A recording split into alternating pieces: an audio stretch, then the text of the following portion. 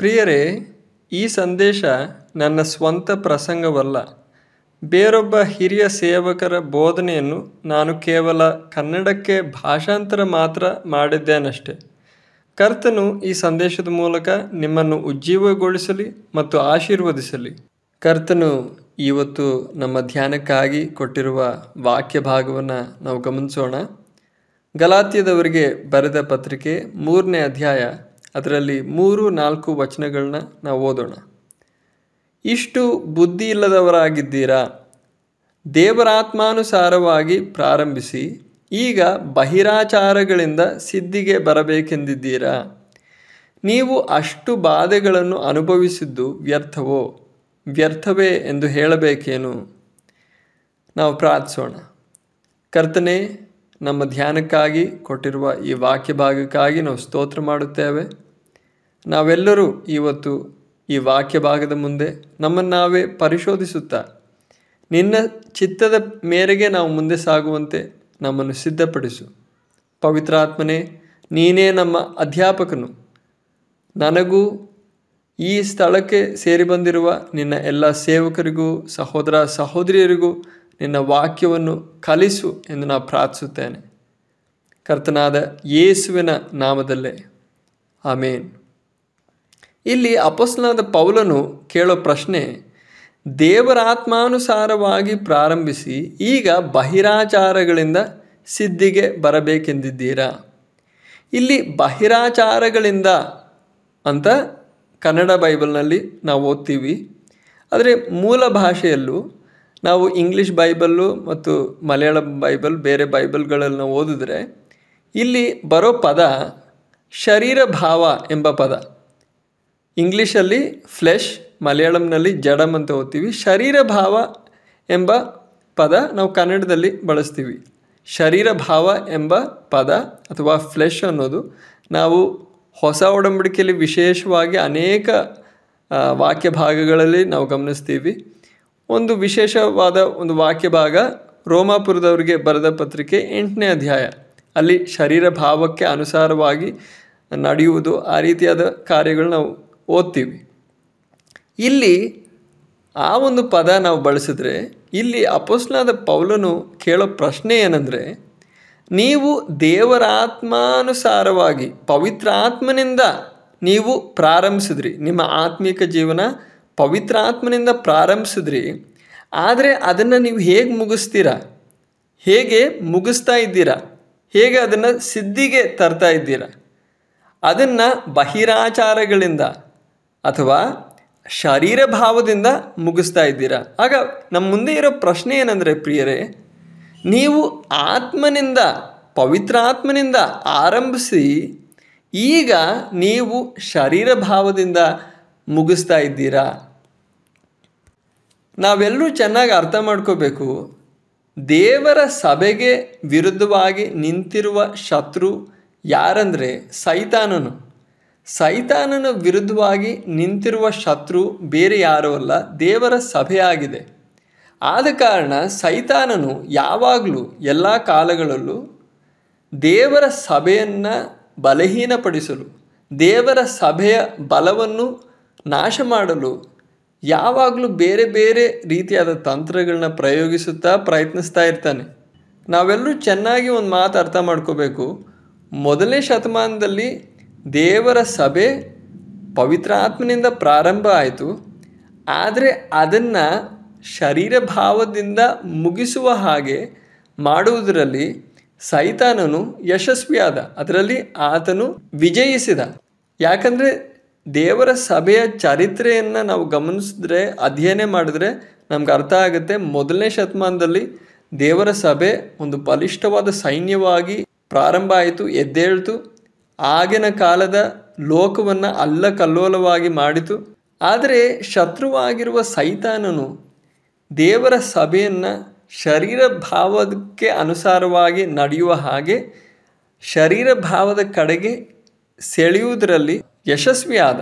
1ನೇ ಶತಮಾನದಲ್ಲಿ ಸಭೆ ಪವಿತ್ರಾತ್ಮನಿಂದ ಪ್ರಾರಂಭವಾಯಿತು, ಬಲಿಷ್ಠವಾದ ಒಂದು ಸೈನ್ಯವಾಗಿ ಪ್ರಾರಂಭ ಆಯಿತು. ಆದರೆ 4ನೇ ಶತಮಾನದ ಪ್ರಾರಂಭದಲ್ಲೇ ನಾವು ನೋಡಿದ್ರೆ ದೇವರ ಸಭೆ ಶರೀರ ಭಾವಕ್ಕೆ ಅನುಸಾರವಾಗಿ ನಡೆಯುವ ಒಂದು ಅವಸ್ಥೆಗೆ ಬಂದು ಸೇರ್ತು.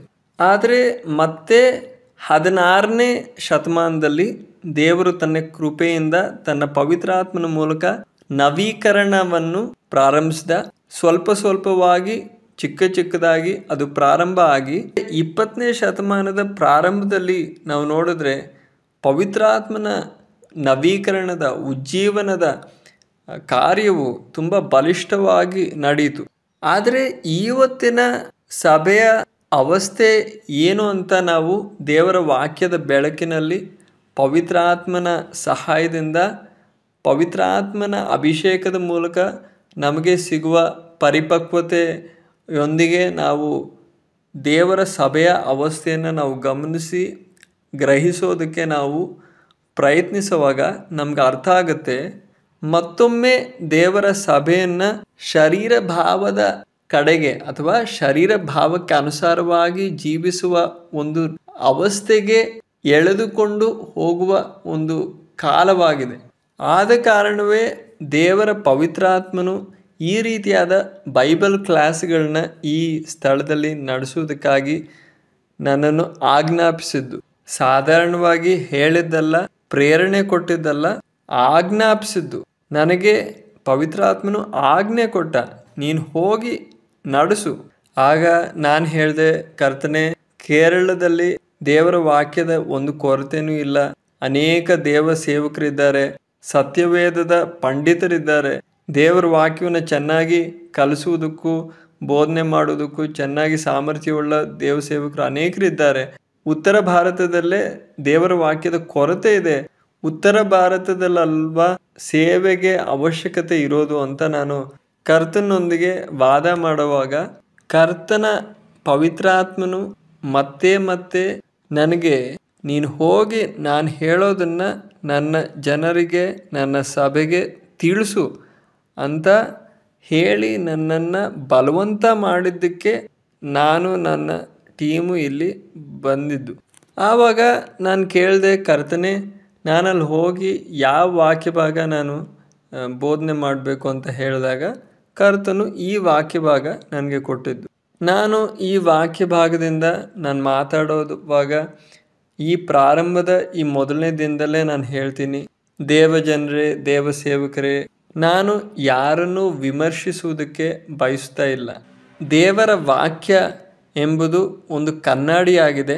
ಆಗ ದೇವರ ವಾಕ್ಯವೆಂಬ ಕನ್ನಡಿಯ ಮುಂದೆ ಯಥಾರ್ಥವಾಗಿ ನಮ್ಮನ್ನು ನಾವೇ ನೋಡೋಣ, ನಮ್ಮ ಸೇವೆ ಹೇಗೆ ನಡೀತಾ ಇದೆ. ದೇವರ ವಾಕ್ಯವೆಂಬ ಕನ್ನಡಿಯ ಮುಂದೆ ನಮ್ಮ ಸೇವೆ ನಾವು ಹೇಗೆ ಮಾಡ್ತಾ ಇದ್ದೀವಿ ಅಂತ ನಾವು ಗಮನಿಸೋಣ. ಆ ರೀತಿ ನಾವು ನಮ್ಮ ಸೇವೆ ಯಾವ ರೀತಿ ನಡೆಸ್ತಾ ಇದ್ದೀವಿ ಅಂತ ಗಮನಿಸಿ ನೋಡೋದು ತುಂಬ ಅವಶ್ಯವಾದ ಒಂದು ಸಮಯವಾಗಿದೆ. ಅಪೊಸ್ತಲರ ಕೃತ್ಯಗಳು 20ನೇ ಅಧ್ಯಾಯ, ಅದರಲ್ಲಿ 27ನೇ ವಾಕ್ಯದಿಂದ 31ನೇ ವಾಕ್ಯದವರೆಗೂ ನಾವು ಓದೋಣ. ಯಾಕಂದರೆ ಒಂದನ್ನೂ ಮರೆಮಾಡದೆ ದೇವರ ಸಂಕಲ್ಪವನ್ನೆಲ್ಲ ನಿಮಗೆ ತಿಳಿಸಿದೆನು. ದೇವರು ಸ್ವರಕ್ತದಿಂದ ಸಂಪಾದಿಸಿಕೊಂಡ ಸಭೆಯನ್ನು ಪರಿಪಾಲಿಸುವುದಕ್ಕಾಗಿ ಪವಿತ್ರಾತ್ಮನು ನಿಮ್ಮನ್ನು ಆ ಹಿಂಡಿನಲ್ಲಿ ಅಧ್ಯಕ್ಷರಾಗಿ ಇಟ್ಟಿರುವುದರಿಂದ ನಿಮ್ಮ ವಿಷಯದಲ್ಲಿಯೂ ಎಲ್ಲ ಹಿಂಡಿನ ವಿಷಯದಲ್ಲಿಯೂ ಎಚ್ಚರಿಕೆಯಾಗಿರಿ. ನಾನು ಹೋದ ಮೇಲೆ ಕ್ರೂರವಾದ ತೋಳಗಳು ನಿಮ್ಮೊಳಗೆ ಬರುವವೆಂದು ನಾನು ಬಲ್ಲೆನು. ಅವು ಹಿಂಡನ್ನು ಕನಿಕರಿಸುವುದಿಲ್ಲ. ಇದಲ್ಲದೆ ನಿಮ್ಮಲ್ಲಿಯೂ ಕೆಲವರು ಎದ್ದು ವ್ಯತ್ಯಾಸ ಬೋಧನೆಗಳನ್ನು ಮಾಡಿ ಯೇಸುವಿನ ಶಿಷ್ಯರನ್ನು ತಮ್ಮ ಹಿಂದೆ ಎಳಕೊಳ್ಳುವರು. ಆದ ಕಾರಣ ನಾನು ಕಣ್ಣೀರು ಸುರಿಸುತ್ತಾ 3 ವರ್ಷ ಹಗಲಿರುಳು ಎಡಬಿಡದೆ ಪ್ರತಿಯೊಬ್ಬನಿಗೆ ಬುದ್ಧಿ ಹೇಳಿದೆನೆಂದು ನೀವು ಜ್ಞಾಪಕ ಮಾಡಿಕೊಂಡು ಎಚ್ಚರವಾಗಿರಿ. ಈ ವಾಕ್ಯ ಭಾಗದಲ್ಲಿ 29-30 ವಾಕ್ಯಗಳನ್ನ ನಾವು ಗಮನಿಸೋಣ. ನಾನು ಹೋದ ಮೇಲೆ ಕ್ರೂರವಾದ ತೋಳಗಳು ನಿಮ್ಮೊಳಗೆ ಬರುವೆವೆಂದು ನಾನು ಬಲ್ಲೆನು. ಅವು ಹಿಂಡನ್ನು ಕನಿಕರಿಸುವುದಿಲ್ಲ. ಇದಲ್ಲದೆ ನಿಮ್ಮಲ್ಲಿಯೂ ಕೆಲವರು ಎದ್ದು ವ್ಯತ್ಯಾಸ ಬೋಧನೆಗಳನ್ನು ಮಾಡಿ ಯೇಸುವಿನ ಶಿಷ್ಯರನ್ನು ತಮ್ಮ ಹಿಂದೆ ಎಳಕೊಳ್ಳುವರು. ಇಲ್ಲಿ ಅಪೊಸ್ತಲನಾದ ಪೌಲನು ಎಫೆಸ ಪಟ್ಟಣದಲ್ಲಿದ್ದ ಸಭೆಯ ಹಿರಿಯರನ್ನ ಮಿಲೇತ ಎಂಬ ಸ್ಥಳಕ್ಕೆ ಕರೆಸಿ ಅಲ್ಲಿ ಅವ್ರಿಗೆ ಈ ಮಾತುಗಳನ್ನ ಹೇಳ್ತಾ ಇದ್ದಾನೆ, ಮುನ್ನೆಚ್ಚರಿಕೆ ಕೊಡ್ತಾ ಇದ್ದಾನೆ. ಪೌಲನ್ ಹೇಳೋದು, ನಾನು ಹೋದ್ಮೇಲೆ ನಿಮ್ಮನ್ನ ದಾರಿ ತಪ್ಪಿಸೋ ದುರ್ಬೋಧನೆಗಳು, ಬೇರೆ ಬೇರೆ ರೀತಿಯಾದ ವ್ಯತ್ಯಾಸ ಬೋಧನೆಗಳು, ದುರ್ಬೋಧನೆಗಳು ಬರ್ತವೆ. ಆದ ಕಾರಣ ನೀವು ಎಚ್ಚರವಾಗಿರಿ. ಆ ರೀತಿ ಅಪೊಸ್ತಲನಾದ ಪೌಲನು ಅವ್ರಿಗೆ ಎಚ್ಚರಿಕೆ ಕೊಟ್ಟಿದ್ರು ಕೂಡ ಅವರು ಆ ಎಚ್ಚರಿಕೆನ ಬೇಕಾದ ರೀತಿಯಲ್ಲಿ ಅವರು ಗಮನಿಸದೇ ಇರೋ ಕಾರಣ ಸಭೆಯ ಚರಿತ್ರೆಯಲ್ಲಿ ನಾವು ಗಮನಿಸ್ತೀವಿ, ದೇವರ ಸಭೆ ಅದರ ಶಕ್ತಿಯಿಂದ ಹಿಂದಕ್ಕೋಯ್ತು, ಆ ಶಕ್ತಿ ಕಳ್ಕೊಳ್ತು. ದೇವರ ಸಭೆ ಅದರ ಶಕ್ತಿಯಿಂದ ಹಿಂದಕ್ಕೆ ಹಿಂದಕ್ಕೆ ಹೋಗ್ತಾ ಹೋಗ್ತಾ ಯಾವೊಂದು ಬಲವಿಲ್ಲದೆ ಇರುವ ಒಂದು ಅವಸ್ಥೆಗೆ ಬಂದು ಬಲಹೀನವಾಗಿ ಶರೀರ ಭಾವದಲ್ಲಿ ಅಂತ್ಯ ಆಯ್ತು. ಇವತ್ತು ಕೂಡ ನಾವು ನೋಡಿದ್ರೆ ಲೋಕದಲ್ಲೆಲ್ಲ ದೇವರ ಸೇವೆ ಹೆಚ್ಚುತ್ತಾ ಇದೆ. ಆದ್ರೂ ಶರೀರ ಭಾವ ಸಭೆಗಳಲ್ಲಿ ಸ್ವಲ್ಪ ಸ್ವಲ್ಪವಾಗಿ ಪ್ರವೇಶ ಮಾಡೋದ್ರಿಂದ ದೇವರ ಸಭೆಯ ಯಥಾರ್ಥ ಶಕ್ತಿ ಕಡಿಮೆ ಆಗ್ತಾ ಇರೋ ಒಂದು ಕಾಲದಲ್ಲಿ ನಾವು ಇದ್ದೀವಿ. ಈ ತರ ಹೇಳುವಾಗ ನೀವು ಹೇಳ್ಬೋದು, ಎಷ್ಟು ಜನ ರೋಗಿಗಳು ಸೌಖ್ಯ ಹೊಂದ್ತಾ ಇದ್ದಾರೆ, ಎಷ್ಟು ಜನ ದೊಡ್ಡ ಸಂಖ್ಯೆಯಲ್ಲಿ ಸಭೆಗೆ ಬಂದ್ ಸೇರ್ತಾ ಇದ್ದಾರೆ, ಎಷ್ಟು ದೊಡ್ಡ ದೊಡ್ಡ ಅದ್ಭುತ ಕಾರ್ಯಗಳು ನಡೀತಾ ಇವೆ. ಈ ರೀತಿಯಾದ ಕಾರ್ಯಗಳು ಮುಂಚೆ ಯಾವತ್ತಾದ್ರೂ ನಡೆದಿದೆಯಾ ಅಂತ ನೀವು ಯೋಚನೆ ಮಾಡುವಾಗ ಈ ಎಲ್ಲ ಕಾರ್ಯಗಳನ್ನ ನೀವು ಸೂಕ್ಷ್ಮವಾಗಿ ಆಳವಾಗಿ ಗಮನಿಸುವಾಗ ನಿಮ್ಗೆ ಚೆನ್ನಾಗಿ ಅರ್ಥ ಆಗುತ್ತೆ. ಇದೆಲ್ಲ ಸೂಪರ್ಫಿಷಿಯಲ್ ಆಗಿರೋ ವಿಷಯಗಳು ಮಾತ್ರ. ಸೂಪರ್ಫಿಷಿಯಲ್ ಅಂದ್ರೆ ಮೇಲ್ಮೇಲೆ ಕಾಣುವ, ಹೊರಗೆ ಕಾಣುವ ಹೊಟ್ಟು ಮಾತ್ರ. ಈ ರೀತಿಯಾಗಿ ಮೇಲ್ಮೇಲೆ ನಡೆಯುವ ಕಾರ್ಯಗಳು ಮಾತ್ರ ನಡೆಯೋದ್ರಿಂದ ಯಥಾರ್ಥವಾದ ಸೇವೆ, ಯಥಾರ್ಥವಾದ ಕಾರ್ಯ ಗೋಚರವಾಗ್ತಾ ಇಲ್ಲ. ನಿಮ್ಮೆಲ್ಲರಿಗೂ ನೆನಪಿರುತ್ತೆ, ಸುಮಾರು 10 ವರ್ಷಗಳ ಹಿಂದೆ ಒಂದೇ ತಿಂಗಳಲ್ಲಿ ಮಧ್ಯಪ್ರದೇಶನಲ್ಲಿರುವ 80,000 ಕ್ರೈಸ್ತರನ್ನ ಮತ್ತೆ ಹಿಂದೂಗಳಾಗಿ ಮಾಡಿದ್ರು. ನೀವು ಈ ಸಂಗತಿನ ಪತ್ರಿಕೆಗಳಲ್ಲಿ ಓದಿರ್ಬೋದು, ಮ್ಯಾಗಝೀನಲ್ಲಿ ಓದಿರ್ಬೋದು. ಅದರಲ್ಲಿ ಅವ್ರು ಹೇಳಿದ್ದು 17 ವರ್ಷಗಳ ಮಿಷನರಿಗಳ ಪರಿಶ್ರಮವನ್ನ ನಾವು ಒಂದೇ ತಿಂಗಳಲ್ಲಿ ಮುಗಿಸಿದ್ವಿ. ನೀವು ಕ್ರೈಸ್ತ ಪತ್ರಿಕೆಗಳನ್ನ ನೀವು ಓದಿದ್ರೆ ನಿಮ್ಗೆ ಅರ್ಥ ಆಗುತ್ತೆ. ಇವತ್ತು ಉತ್ತರ ಭಾರತದಲ್ಲಿ ಒರಿಸ್ಸಾ ಆ ರೀತಿಯಾದ ರಾಜ್ಯಗಳಲ್ಲೂ ಕ್ರಿಸ್ತನ ಕಡೆಗೆ ಬರುವ ಜನರಿಗಿಂತ ಹೆಚ್ಚಾಗಿ ಜನರನ್ನ ಹಿಂದೂಗಳಾಗಿ ಮಾಡ್ತಾ ಇದ್ದಾರೆ. ಕೆಲವು ಸಭಾಪಾಲಕರು ಕೂಡ ಸುವಾರ್ತೆಯ ಸೇವೆಯನ್ನ ಬಿಟ್ಟು RSS ಸೇರಿರೋದು ನಮ್ಗೆ ಗೊತ್ತು. ನಮ್ಮ ಫೆಲೋಶಿಪ್ ಅಲ್ಲಿರೋ ವ್ಯಕ್ತಿಗಳಲ್ಲ, ಆದ್ರೂ ನಮ್ಗೆ ಗೊತ್ತು. ಅಂದ್ರೆ ಪ್ರಿಯರೇ, ಜನ ರೋಗ ಸೌಖ್ಯ ನೋಡಿ, ಅದ್ಭುತ ಕಾರ್ಯಗಳನ್ನ ನೋಡಿ, ಈ ರೀತಿಯಾದ ಸೂಪರ್ಫಿಷಿಯಲ್ ಮೇಲ್ಮೇಲೆ ನಡೆಯುವ ಕಾರ್ಯಗಳನ್ನ ನೋಡಿ ಮುಂದೆ ಬಂದ್ರು, ಹಿಂಸೆ ಉಂಟಾಗುವಾಗ, ಕರ್ತನ ನಾಮದ ನಿಮಿತ್ತ ಅವ್ರಿಗೆ ಕಷ್ಟ ಬರುವಾಗ ಅವ್ರು ಯಾರು ಕರ್ತನಿಗೋಸ್ಕರ ಧೈರ್ಯವಾಗಿ ನಿಂತ್ಕೊಳ್ಳೋಕಾಗದೆ ಅವರು ಹಿಂಜಾರೋದನ್ನ ನಾವು ನೋಡ್ತಾ ಇದ್ವಿ. ಕ್ರೈಸ್ತರ ರಿಪೋರ್ಟ್ಗಳಲ್ಲಿ ನಾವು ಓದ್ತೀವಿ, ಅನೇಕರು ರಕ್ಷಣೆ ಹೊಂದ್ತಾ ಇದ್ದಾರೆ, ಸಭೆಗೆ ಜನರು ಬರ್ತಾ ಇದ್ದಾರೆ ಅಂತ. ಆದರೆ ನೀವು ಅದ್ರ ಜೊತೆ RSS ಮತ್ತು ಶಿವಸೇನೆ ಕೊಡುವ ರಿಪೋರ್ಟ್ಗಳು ಕೂಡ ನೀವು ಓದಬೇಕು. ಎರಡು ಕಡೆನೂ ನೀವು ಸರಿಯಾಗಿ ನೋಡಿದ್ರೇನೆ ನಿಮ್ಗೊಂದು ಬ್ಯಾಲೆನ್ಸ್ಡ್ ಆಗಿರೋ ಸಮತೋಲಿತವಾದ ಒಂದು ಚಿತ್ರ ನಿಮ್ಗೆ ಸಿಗೋದು. ಪ್ರಾರ್ಥನೆಗಳು ನಡೆಯುವ ಎಷ್ಟು ಸ್ಥಳಗಳನ್ನ ಹಿಂದೂಗಳ ದೇವಸ್ಥಾನಗಳಾಗಿ ಮಾರ್ಪಡಿಸಿದ್ರು. ಉತ್ತರ ಭಾರತದಲ್ಲಿ ಎಷ್ಟೋ ಆರಾಧನೆ ನಡೆಯುವ ಸ್ಥಳಗಳಿವೆ. ಅಂತಹ ಎಷ್ಟು ಸ್ಥಳಗಳನ್ನ ಅವರು ಹಿಂದೂಗಳ ದೇವಸ್ಥಾನಗಳಾಗಿ ಮಾರ್ಪಡಿಸಿದ್ರು. ಇಷ್ಟೆಲ್ಲ ಆದ್ರೂ ಕೂಡ ಯಾರು ಕೂಡ ಕರ್ತನಿಗೋಸ್ಕರ ಪ್ರಾಣ ಕೊಡೋದಕ್ಕೋ ಹಿಂಸೆ ತಾಳೋದಕ್ಕೋ ಸಿದ್ಧ ಆಗ್ತಾ ಇಲ್ಲ. ಅದರ ಕಾರಣ ಏನಂದ್ರೆ ದೇವರ ವಾಕ್ಯದ ಯಥಾರ್ಥವಾದ ಕಾರ್ಯ, ಯಥಾರ್ಥವಾದ ಸೇವೆ ನಡೀತಾ ಇಲ್ಲ. ಸೂಪರ್ಫಿಷಿಯಲ್ ಆಗಿ ಮೇಲ್ಮೇಲೆ ನಡಿಬೇಕಾಗಿರೋ ಈ ರೋಗ ಸೌಖ್ಯ, ಅದ್ಭುತ ಕಾರ್ಯಗಳು, ಈ ರೀತಿಯಾದ ಮೇಲ್ಮೇಲೆ ನಡೆಯುವ ಕಾರ್ಯಗಳು ಮಾತ್ರ ನಡೆಯೋದ್ರಿಂದ ಜನ ಧೈರ್ಯವಾಗಿ ಕರ್ತನಿಗೋಸ್ಕರ ನಿಲ್ಲುವುದಕ್ಕೆ ತ್ರಾಣ ಇಲ್ಲದೆ, ಬಲವಿಲ್ಲದೆ ಹೋಗ್ತಾ ಇದ್ದಾರೆ. ಆದ ಕಾರಣ ಈ ಕಾಲದಲ್ಲಿ ನಾವು ಯಥಾರ್ಥವಾಗಿ ಕರ್ತನನ್ನು ಹಿಂಬಾಲಿಸಬೇಕು. ಕರ್ತನ ಮಾರ್ಗವು ಏನು ಅಂತ ನಾವು ತಿಳ್ಕೊಂಡು ಯಥಾರ್ಥವಾಗಿ ಕರ್ತನ ಹಿಂಬಾಲಿಸಬೇಕಾಗಿರೋ ಕಾಲ ಇದಾಗಿದೆ. ಯಥಾರ್ಥವಾದ ಸೇವೆ ನಡಿಬೇಕು, ದೇವರ ವಾಕ್ಯದ ಯಥಾರ್ಥವಾದ ಶಕ್ತಿ ಪ್ರಕಟ ಆಗಬೇಕು, ಕರ್ತನ ನಾವು ಯಥಾರ್ಥವಾಗಿ ಹಿಂಬಾಲಿಸಬೇಕು. ಈ ಕಾಲದಲ್ಲಿ ಜಮ್ಮು ಕಾಶ್ಮೀರ್ನಲ್ಲಿ, ಹರಿಯಾಣನಲ್ಲಿ, ಅನೇಕ ಉತ್ತರ ಭಾರತದ ರಾಜ್ಯಗಳಲ್ಲಿ ಅನೇಕರು ಹಿಂದೂಗಳು ರಕ್ಷಣೆ ಹೊಂದ್ತಾ ಇದ್ದಾರೆ. ನನಗೂ ಅಲ್ಲಿ ಹಿಂಸೆ ಉಂಟಾದದುಂಟು. ಅದ್ರ ಬಗ್ಗೆ ಆಮೇಲೆ ಹೇಳ್ತೀನಿ. ಎಷ್ಟು ಜನ ಕರ್ತನಿಗೋಸ್ಕರ ಹಿಂಸೆ ಅನುಭವಿಸ್ತಾ ಇದ್ದಾರೆ, ಎಷ್ಟು ಜನ ಏಟ್ ತಿಂತಾ ಇದ್ದಾರೆ, ಎಷ್ಟೋ ಜನ ಅವ್ರ ಮನೆಗಳನ್ನ ಕಳ್ಕೊಳ್ತಾ ಇದ್ದಾರೆ, ಎಷ್ಟೋ ಜನ ಅವರ ಉದ್ಯೋಗಗಳನ್ನ ಕಳ್ಕೊಳ್ತಾ ಇದ್ದಾರೆ, ಎಷ್ಟೋ ಹೆಂಡತಿಯರನ್ನು ತಮ್ಮ ಗಂಡಂದಿರು ಹೊರಗಾಗ್ತಾ ಇದ್ದಾರೆ, ಎಷ್ಟೋ ಗಂಡಂದಿರನ್ನು ತಮ್ಮ ಹೆಂಡತಿಯರು ಮನೆಯಿಂದ ಹೊರಗಾಗ್ತಾ ಇದ್ದಾರೆ.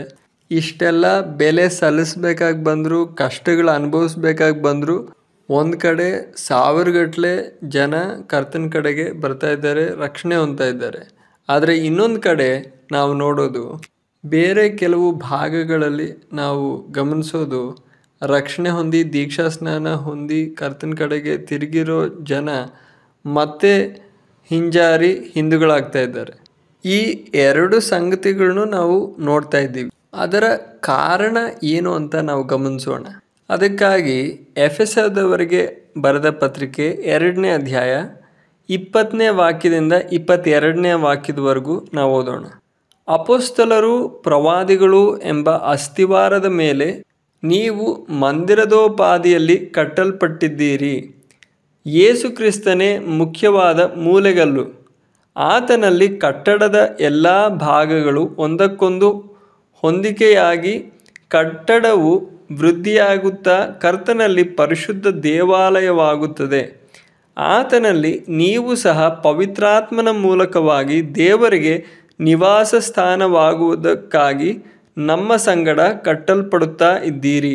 ದೇವರ ಸಭೆಯನ್ನು ಕಟ್ಟುವಾತನು ಪವಿತ್ರಾತ್ಮನಾದ ದೇವರಾಗಿದ್ದಾನೆ. ಪವಿತ್ರಾತ್ಮನಾದ ದೇವರು ಕಾರ್ಯ ಮಾಡುವಾಗ ಆತನನ್ನು ತಡೆಯುವುದಕ್ಕೆ ಯಾರಿಗೂ ಸಾಧ್ಯವಲ್ಲ. ಆದರೆ ದೇವರು ಮನುಷ್ಯರಾದ ನಮ್ಮನ್ನ ತನ್ನ ಕರಗಳಲ್ಲಿ ತಗೊಂಡು ಉಪಯೋಗಿಸುವಾಗ ಸ್ವಲ್ಪ ಸ್ವಲ್ಪವಾಗಿ ನಡೆಯೋದೇನೆಂದರೆ, ನಾವೇ ಸ್ವಂತವಾಗಿ ಮಾಡುವ ಒಂದು ಅವಸ್ಥೆಗೆ ನಾವು ಬರ್ತೀವಿ. ಆ ರೀತಿಯಾಗಿ ನಾವೇ ಎಲ್ಲ ಮಾಡೋ ಒಂದು ಅವಸ್ಥೆಗೆ ನಾವು ಬಂದು ಸೇರಿದ್ದೀವಿ. ದೇವ್ರ ವಾಕ್ಯವನ್ನು ನಾವು ಗಮನಿಸಿದ್ರೆ ನಮ್ಗೆ ಅರ್ಥ ಆಗುತ್ತೆ. ಅಪೊಸ್ತಲರಾಗಿರಲಿ, ಪ್ರವಾದಿಗಳು, ಸಭಾಪಾಲಕರು, ಉಪದೇಶಕರು, ಸುವಾರ್ತಿಕರು, 5 ರೀತಿಯಾದ ಸೇವಕರು, ಇವರೆಲ್ಲ ಕೂಡ ಪವಿತ್ರಾತ್ಮನ ಕರಗಳಲ್ಲಿ ಇರಬೇಕಾದ ಉಪಕರಣಗಳು ಮಾತ್ರವೇ. ಇವಾಗ ಉದಾಹರಣೆಗಾಗಿ ಈ ಆಡಿಟೋರಿಯಂ ಅಥವಾ ಈ ಹಾಲನ್ನು ಕಟ್ಟಿರೋ ಅನೇಕ ಮೇಸ್ತ್ರಿಗಳು ಇರ್ತಾರೆ, ಕಟ್ಟಿರೋ ಜನ ಇರ್ತಾರೆ. ಅವರು ಇದನ್ನು ಕಟ್ಟೋವಾಗ ಕೆಲವು ಕರಣಿಗಳನ್ನ, ಸುತ್ತಿಗೆ, ಆ ರೀತಿ ಅನೇಕ ಉಪಕರಣಗಳನ್ನ ಅವರು ಉಪಯೋಗಿಸಿರ್ತಾರೆ. ಆದರೆ ಯಾರು ಕೂಡ ಆ ಕರಣಿನ ಹೊಗಳಲ್ಲ. ಎಲ್ಲರೂ ಹೊಗಳೋದು ಈ ಹಾಲನ್ನ, ಈ ಕಟ್ಟಡವನ್ನ ಕಟ್ಟಿರೋ ಮೇಸ್ತ್ರಿನ ಮಾತ್ರ. ಅದೇ ರೀತಿಯಲ್ಲಿ ಇವತ್ತು ನಾವು ಸೂಕ್ಷ್ಮವಾಗಿ, ನಾವು ನಿಧಾನವಾಗಿ, ಆಳವಾಗಿ ಗಮನಿಸಬೇಕಾಗಿರೋ ಒಂದು ಮುಖ್ಯವಾದ ವಿಷಯ, ಇವತ್ತು ಗೌರವ ಮತ್ತು ಘನತೆ ಕರಣಿಗ ಸಲ್ತಾ ಇರೋದು, ಮೇಸ್ತ್ರಿಗ ಸಲ್ತಾ ಇರೋದು. ಇವಾಗ ನಾನಿಲ್ಲಿ ಒಂದು ಬೈಬಲ್ ಕ್ಲಾಸ್ ನಡೆಸ್ತಾ ಇದ್ದೀನಿ. ನಾನು ಇಲ್ಲಿ ಕಟ್ಟಲ್ಪಟ್ಟ ಒಂದು ಗುಲಾಮ್ನಾಗಿ, ಕರ್ತನ ಗುಲಾಮ್ನಾಗಿ ಬಂದಿದ್ದೇನೆ, ಕಾರ್ಯ ಮಾಡ್ತಾ ಇದ್ದೀನಿ. ಅದಲ್ಲದೆ ಇದರಲ್ಲಿ ನನ್ಗೆ ಹೇಳೋದಕ್ಕೆ ಬೇರೆ ಏನೂ ಇಲ್ಲ. ಆತನು ಆಜ್ಞೆ ಕೊಟ್ಟ ನಾನು ಮಾಡ್ತಾ ಇದ್ದೀನಿ, ಅದನ್ನು ಅನುಸರಿಸ್ತಾ ಇದ್ದೀನಿ. ಅದನ್ನು ಮೀರಿ ಏನು ಹೇಳೋದಕ್ಕೆ ನನಗಿಲ್ಲ. ಆದ ಕಾರಣ ದೇವರ ಸಭೆ ಎಂಬ ಈ ದೊಡ್ಡ ಸೌಧವನ್ನು ಕಟ್ಟುವುದು ಪವಿತ್ರಾತ್ಮನು ಮಾತ್ರವಾಗಿರಬೇಕು. ಆದರೆ ಪವಿತ್ರಾತ್ಮನಾದ ದೇವರ ಬದಲಿಗೆ ಕಮಿಟಿ ಅವರೋ, ಇಲ್ಲದೆ ಜನರಲ್ ಕೌನ್ಸಿಲ್ ಅವರೋ, ಚರ್ಚಲ್ಲಿರೋ ಲೀಡರ್ಸು, ಈ ಮನುಷ್ಯರು ಸೇರಿದ್ರೆ ಈ ಮನುಷ್ಯರ ಬುದ್ಧಿ ಅದರಲ್ಲಿ ಬರುತ್ತೆ. ಆಗ ಸ್ವಲ್ಪ ಸ್ವಲ್ಪವಾಗಿ ಪವಿತ್ರಾತ್ಮನು ಹಿಂದಕ್ಕೆ ಹೋಗ್ತಾನೆ. ಅದರ ನಂತರ ನಡೆಯೋದೇನೆಂದರೆ, ನಾವು ಭಾವನೆಗಳನ್ನ ಎಬ್ಸೋ ಕೆಲವು ಉಜ್ಜೀವನಗಳನ್ನ ನಾವು ಉಂಟು ಮಾಡಿ, ನಾವೆಲ್ಲೂ ಚೆನ್ನಾಗಿ ನಡೀತಾ ಇದೆ, ಸೇವೆ ಎಲ್ಲ ಚೆನ್ನಾಗಿ ಆಗ್ತಾ ಇದೆ ಅಂತ ನಮ್ಗೆ ಅನಿಸುತ್ತೆ. ಆ ರೀತಿ ನಾವು ಮುಂದೆ ಹೋಗ್ತೀವಿ. ಆದ ಕಾರಣ ನಾವು ಈ ದಿವಸಗಳಲ್ಲಿ ವಿನಯಪೂರ್ವಕವಾಗಿ ನಮ್ಮನ್ನು ನಾವೇ ತಗ್ಗಿಸ್ಕೊಂಡು ಪ್ರಾರ್ಥನೆಯೊಂದಿಗೆ ದೇವ್ರ ಮುಂದೆ ನಮ್ಮನ್ನು ನಾವೇ ಪರಿಶೋಧಿಸೋಣ. ಕರ್ತನೆ, ನನಗೆ ನೀನು ಒಪ್ಪಿಸಿರುವ ಸೇವೆಯನ್ನು ಪವಿತ್ರಾತ್ಮನು ನನ್ನಲ್ಲಿ ಇದ್ಕೊಂಡು ನನ್ನ ಮೂಲಕ ಮಾಡ್ತಾ ಇದ್ದಾನ, ಅಥವಾ ನಾನೇ ಸ್ವಂತವಾಗಿ ಮಾಡ್ತಾ ಇದ್ದೀನ? ಎಲ್ಲ ಕಾರ್ಯಗಳು ದೇವರು ನಮ್ಮ ಮೂಲಕನೇ ಮಾಡೋದು. ಆದರೂ ನಾವು ಪರಿಶೋಧಿಸಿ ನೋಡಬೇಕು. ಎಲ್ಲ ಕಾರ್ಯಗಳನ್ನ ನಾವು ಪವಿತ್ರಾತ್ಮನ ಕೇಳಿ ಅನುಮತಿ ಪಡೆದು ಪವಿತ್ರಾತ್ಮನ ಚಿತ್ತಕ್ಕನುಸಾರವಾಗಿ ನಾವು ಮಾಡ್ತಾ ಇದ್ದೀವ. ಆ ರೀತಿ ನಾವೆಲ್ಲ ಕಾರ್ಯಗಳನ್ನ ಪವಿತ್ರಾತ್ಮನ ಆಲೋಚನೆಯ ಪ್ರಕಾರ ಮಾಡ್ತಾ ಇದ್ದೀವ ಇಲ್ವಾ ಅಂತ ಗಮನಿಸಬೇಕಾಗಿರೋದು ತುಂಬ ಮುಖ್ಯ. ಆ ರೀತಿ ಶೋಧನೆ ಮಾಡೋದು ತುಂಬ ಅವಶ್ಯಕವಾಗಿದೆ. ಆ ರೀತಿ ನಾವು ಶೋಧನೆ ಮಾಡಿ ನಾವು ಕಂಡುಹಿಡಿಯಬೇಕು, ನಾವು ಯಥಾರ್ಥವಾಗಿ ಪವಿತ್ರಾತ್ಮನ ಆಲೋಚನೆಯ ಪ್ರಕಾರ ಮಾಡ್ತಾ ಇದ್ದೀವ ಅಥವಾ ನಾವೇ ನಮ್ಮಿಷ್ಟಕ್ಕೆ ಬಂದಂಗೆ ನಾವು ಮಾಡ್ತಾ ಇದ್ದೀವ. ನನಗೆ ಚೆನ್ನಾಗಿ ಗೊತ್ತು, ಈ ಬೈಬಲ್ ಕ್ಲಾಸ್ಗಳ ವಿರುದ್ಧವಾಗಿ ಸೈತಾನನು ತುಂಬ ಬಲಿಷ್ಠವಾಗಿ ಕಾರ್ಯ ಮಾಡ್ತಾನೆ. ಯಾಕಂದರೆ ಈ ಕ್ಲಾಸ್ಗಳ ಮೂಲಕ ಸೈತಾನನ ತಂತ್ರಗಳನ್ನ ನಾವು ಬಿಚ್ತಾ ಇದ್ದೀವಿ. ಆ ಗುಟ್ಟು ಬಿಚ್ಚೋದ್ರಿಂದ ಸೈತಾನನು ಸೇವಕರನ್ನ ಇಲ್ಲಿ ಬರೋದಕ್ಕೆ ಆದಷ್ಟು ತಡೆಯೋದಕ್ಕೆ ಪ್ರಯತ್ನಿಸ್ತಾನೆ. ಈ ಮೀಟಿಂಗ್ಗಳಿಗೆ ಬರ್ದಂಗೆ ತಡೆಯೋದಕ್ಕೆ ಪ್ರಯತ್ನಿಸ್ತಾನೆ. ಆದರೆ ಎಷ್ಟು ಹೆಚ್ಚು ಜನ ಬರ್ತಾರೆ ಅನ್ನೋದಲ್ಲ ಮುಖ್ಯ. 2 ಜನ, 5 ಜನ ಅಥವಾ 10 ಜನ ಆಗಿರಲಿ, ಅವರು ದೇವರ ವಾಕ್ಯವನ್ನು ಸ್ವೀಕರಿಸಿದ್ರೆ ಸಾಕು. ಅವರು ಹೋಗಿ ಬೇರೆಯವ್ರ ಜೊತೆ ಈ ವಿಷಯಗಳನ್ನ ಹಂಚ್ಕೊಳ್ತಾರೆ. ಆಗ ಅನೇಕರು ಬಂದು ನನಗೆ ಹೇಳಿದ್ರು, ಈ ಚಿಕ್ಕ ಹಾಲ್ ತಗೊಂಡ್ರೆ ತುಂಬ ಜನ ಬಂದು ಸೇರಿದ್ರೆ ತುಂಬ ಕಷ್ಟ ಆಗುತ್ತೆ. ಆದರೆ ನಾನು ಹೇಳಿದೆ, ಮೊದಲು ನೋಡೋಣ ಎಷ್ಟು ಜನ ಬರ್ತಾರೆ, ಬರಲಿ, ಆವಾಗ ನೋಡೋಣ, ಆಮೇಲೆ ಬೇರೆ ಹಾಲ್ ಬೇಕಾಗಿದ್ದರೆ ನಾವು ನೋಡೋಣ. ಯಾಕಂದರೆ ನಮ್ಮ ಕರ್ತನಾದ ಯೇಸು ಕ್ರಿಸ್ತನ ಬಗ್ಗೆ ಗಮನಿಸಿದ್ರು ಕೂಡ ಆತನ ಸೇವೆಯಲ್ಲಿ ಪ್ರಾರಂಭದಲ್ಲಿ ಅನೇಕ ಅದ್ಭುತ ಕಾರ್ಯಗಳು ನಡೆಸೋದ್ರಿಂದ ತುಂಬ ದೊಡ್ಡ ಜನಸಮೂಹ ಆತನ ಹಿಂದೆ ಬರ್ತಾ ಇತ್ತು. ಆದರೆ ಯೋಹಾನನು ಬರೆದ ಸುವಾರ್ತೆ 6ನೇ ಅಧ್ಯಾಯದಲ್ಲಿ ನಾವು ಓದೋದು, ಆತನು ಕಠಿಣವಾದ ಬೋಧನೆಯನ್ನು ಮಾಡಿದಾಗ ಎಲ್ಲರೂ ಹಿಂಜಾರಿದ್ರು. ಆವಾಗ ಆತನೊಂದಿಗೆ ಇದ್ದ 12 ಶಿಷ್ಯರು ಮಾತ್ರ ಉಳ್ಕೊಂಡ್ರು. ಆವಾಗ ಕರ್ತನು ಅವ್ರಿಗೂ ಹೇಳಿದ್ದು, ನೀವು ಹೋಗಬೇಕು ಅಂತ ಇದ್ದೀರಾ ಅಂತ ಹೇಳುವಾಗ ಅವ್ರು ಹೇಳಿದ್ರು, ನಿನ್ನ ಹತ್ರ ನಿತ್ಯ ಜೀವದ ವಾಕ್ಯಗಳು ಇದೆ, ನಾವೆಲ್ಲಿ ಹೋಗೋದಕ್ಕಾಗತ್ತೆ? ಅದ್ಭುತ ಕಾರ್ಯಗಳನ್ನ ನೋಡೋದಕ್ಕೆ ಬಂದವರು, ರೋಗಗಳಿಂದ ಸೌಖ್ಯ ಹೊಂದೋದಕ್ಕೆ ಬಂದವರು, ಸತ್ತವರೊಳಗಿಂದ ಎಬ್ಬಿಸಲ್ಪಟ್ಟ ಲಾಜರ್ನು ಕೂಡ ಹಿಂಜಾರಿ ಹಿಂದಕ್ಕೆ ಹೋದರು. ಎಲ್ಲರೂ ಕೂಡ ಕರ್ತನ ಬಿಟ್ಟು ಹೋದರು. ಆದರೆ ಆ 12 ಶಿಷ್ಯರಿಗೆ ಮಾತ್ರ ದೇವರ ವಾಕ್ಯವನ್ನು ಕೇಳೋದಕ್ಕೂ ಗ್ರಹಿಸೋದಕ್ಕೂ ತಾತ್ಪರ್ಯ ಇತ್ತು, ಆಸಕ್ತಿ ಇತ್ತು.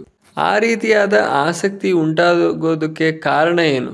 ಅವರೆಲ್ಲರೂ ಕೂಡ, ಆ 12 ಶಿಷ್ಯರು ಅವ್ರಿಗಿದ್ದೆಲ್ಲವನ್ನು ಬಿಟ್ಟು ಕರ್ತನ ಹಿಂಬಾಲಿಸೋದಕ್ಕೆ ಹೆಜ್ಜೆ ಹಾಕಿದ್ರು. ಆದ ಕಾರಣ ಅವರು ಹಿಂದಕ್ಕೆ ಹೋಗೋದಕ್ಕೆ ಅವ್ರ ಜೊತೆ ಏನೂ ಇಲ್ಲ, ಎಲ್ಲವನ್ನು ಬಿಟ್ಟು ಕರ್ತನ ಹಿಂದೆ ಅವ್ರು ಬಂದಿದ್ರು. ಆ ರೀತಿ ಇರೋದ್ರಿಂದ ಅವರಲ್ಲಿ ದೇವರ ವಾಕ್ಯಕ್ಕಾಗಿ ದಾಹ ಉಂಟಾಯಿತು.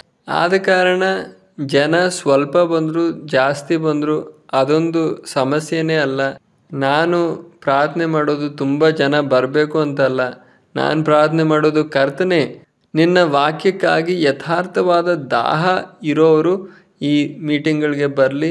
ಆ ರೀತಿಯಾದ ಸೇವಕರು ಬಂದು ತಮ್ಮ ಸೇವೆ ದೇವರ ವಾಕ್ಯದ ಮುಂದೆ ಹೇಗಿದೆ ಅಂತ ಶೋಧನೆ ಮಾಡಿಕೊಳ್ಳಿ, ಅವರ ಸಿದ್ಧತೆ ಪೂರೈಸಲಿ. ಅದಕ್ಕಾಗಿ ಕರ್ತನು ಈ ಬೈಬಲ್ ಕ್ಲಾಸ್ಗಳನ್ನ ಉಪಯೋಗಿಸಲಿ. ಆಗ ಈ ವಿಷಯ ನಾವು ಗಮನಿಸೋವಾಗ ನಾವು ಮುಖ್ಯವಾಗಿ ಗಮನಿಸೋದಕ್ಕೆ ಹೋಗ್ತಾ ಇರೋ ವಾಕ್ಯ ಭಾಗ ಯಾವುದಂದರೆ, ರೋಮಾಪುರದವರಿಗೆ ಬರೆದ ಪತ್ರಿಕೆ 8ನೇ ಅಧ್ಯಾಯ, ಅದರಲ್ಲಿ 14ನೇ ವಾಕ್ಯ. ಯಾರು ದೇವರ ಆತ್ಮನಿಂದ ನಡೆಸಿಕೊಳ್ಳುತ್ತಾರೋ ಅವರು ದೇವರ ಮಕ್ಕಳು. ರಕ್ಷಣೆ ಹೊಂದಿದವರೆಲ್ಲರೂ ದೇವರ ಮಕ್ಕಳು ಅಂತ ಅಲ್ಲ, ಅನ್ಯ ಭಾಷೆಗಳಲ್ಲಿ ಮಾತಾಡುವವರೆಲ್ಲರೂ ದೇವರ ಮಕ್ಕಳು ಅಂತನೂ ಅಲ್ಲ. ದೇವರ ಆತ್ಮನಿಂದ ನಡೆಸಿಕೊಳ್ಳುತ್ತಾರೋ ಅವರು ದೇವರ ಮಕ್ಕಳು. ಆ ರೀತಿಯೇ ನಿಮ್ಮ ಬೈಬಲ್ಗಳಲ್ಲಿ ಬರೆದಿದೆಯಾ ಇಲ್ವ ಅಂತ ನೋಡಿ. ನಿಮ್ಮ ಬೈಬಲಲ್ಲಿ ಹಾಗೆ ಬರೆದಿದೆಯಾ? ರಕ್ಷಣೆ ಹೊಂದಿದವ್ರಿಗೆ ದೇವ್ರ ಮಕ್ಕಳು ಆಗೋದಕ್ಕೆ ಅಧಿಕಾರ ಸಿಕ್ತು, ಅವಕಾಶ ಸಿಕ್ತು. ರಕ್ಷಣೆ ಹೊಂದಿದವರು ದೀಕ್ಷಾ ಸ್ನಾನ ಹೊಂದವರು, ಅಭಿಷೇಕ ಹೊಂದಿದವರು, ಅನ್ಯ ಭಾಷೆಗಳಲ್ಲಿ ಮಾತಾಡೋರು, ಅಂಥವರೆಲ್ಲರೂ ದೇವರ ಮಕ್ಕಳು ಅಂತ ಅಲ್ಲ. ಯಾರ್ಯಾರು ದೇವರ ಆತ್ಮನಿಂದ ನಡೆಸಿಕೊಳ್ಳುತ್ತಾರೋ ಅವರು ದೇವರ ಮಕ್ಕಳು. ಈಗ ಅದ್ರ ಜೊತೆ 16, 17 ವಾಕ್ಯಗಳನ್ನ ನಾವು ಓದೋಣ. ರೋಮ 8, 16, 17. ನಾವು ದೇವರ ಮಕ್ಕಳಾಗಿದ್ದೇವೆಂಬುದಕ್ಕೆ ಪವಿತ್ರಾತ್ಮನೇ ನಮ್ಮ ಆತ್ಮದೊಂದಿಗೆ ಸಾಕ್ಷಿ ಹೇಳುತ್ತಾನೆ. ಮಕ್ಕಳಾಗಿದ್ದರೆ ಬಾಧ್ಯರಾಗಿದ್ದೇವೆ, ದೇವರಿಗೆ ಬಾಧ್ಯರು, ಕ್ರಿಸ್ತನೊಂದಿಗೆ ಬಾಧ್ಯರು.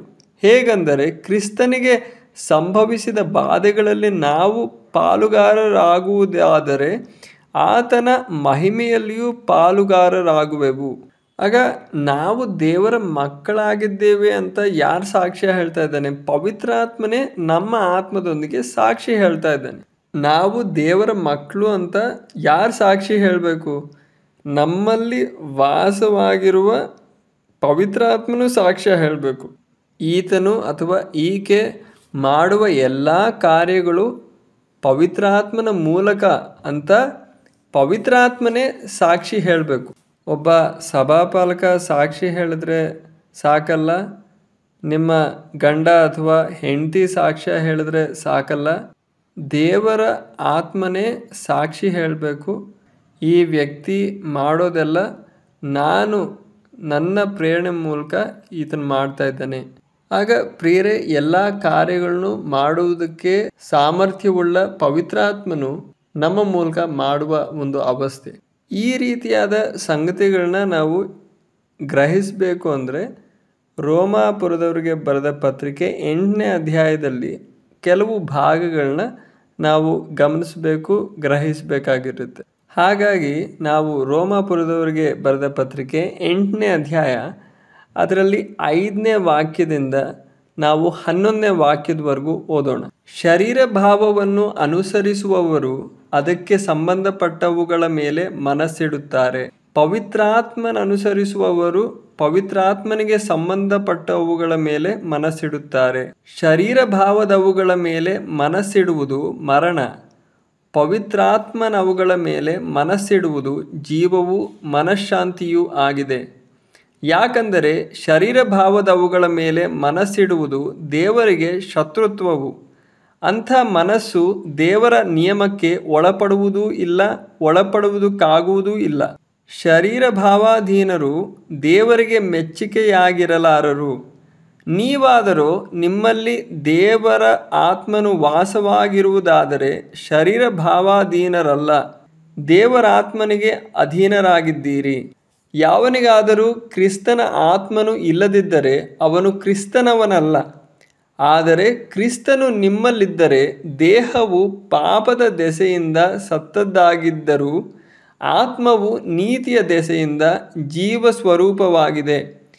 ಯೇಸುವನ್ನು ಸತ್ತವರೊಳಗಿಂದ ಜೀವಿತನಾಗಿ ಎಬ್ಬಿಸಿದಾತನ ಆತ್ಮನು ನಿಮ್ಮಲ್ಲಿ ವಾಸವಾಗಿದ್ದರೆ ಕ್ರಿಸ್ತ ಯೇಸುವನ್ನು ಸತ್ತವರೊಳಗಿಂದ ಎಬ್ಬಿಸಿದಾತನು ನಿಮ್ಮಲ್ಲಿ ವಾಸವಾಗಿರುವ ತನ್ನ ಆತ್ಮನ ಮೂಲಕ ನಿಮ್ಮ ಮರ್ತ್ಯ ದೇಹಗಳನ್ನು ಸಹ ಬದುಕಿಸುವನು.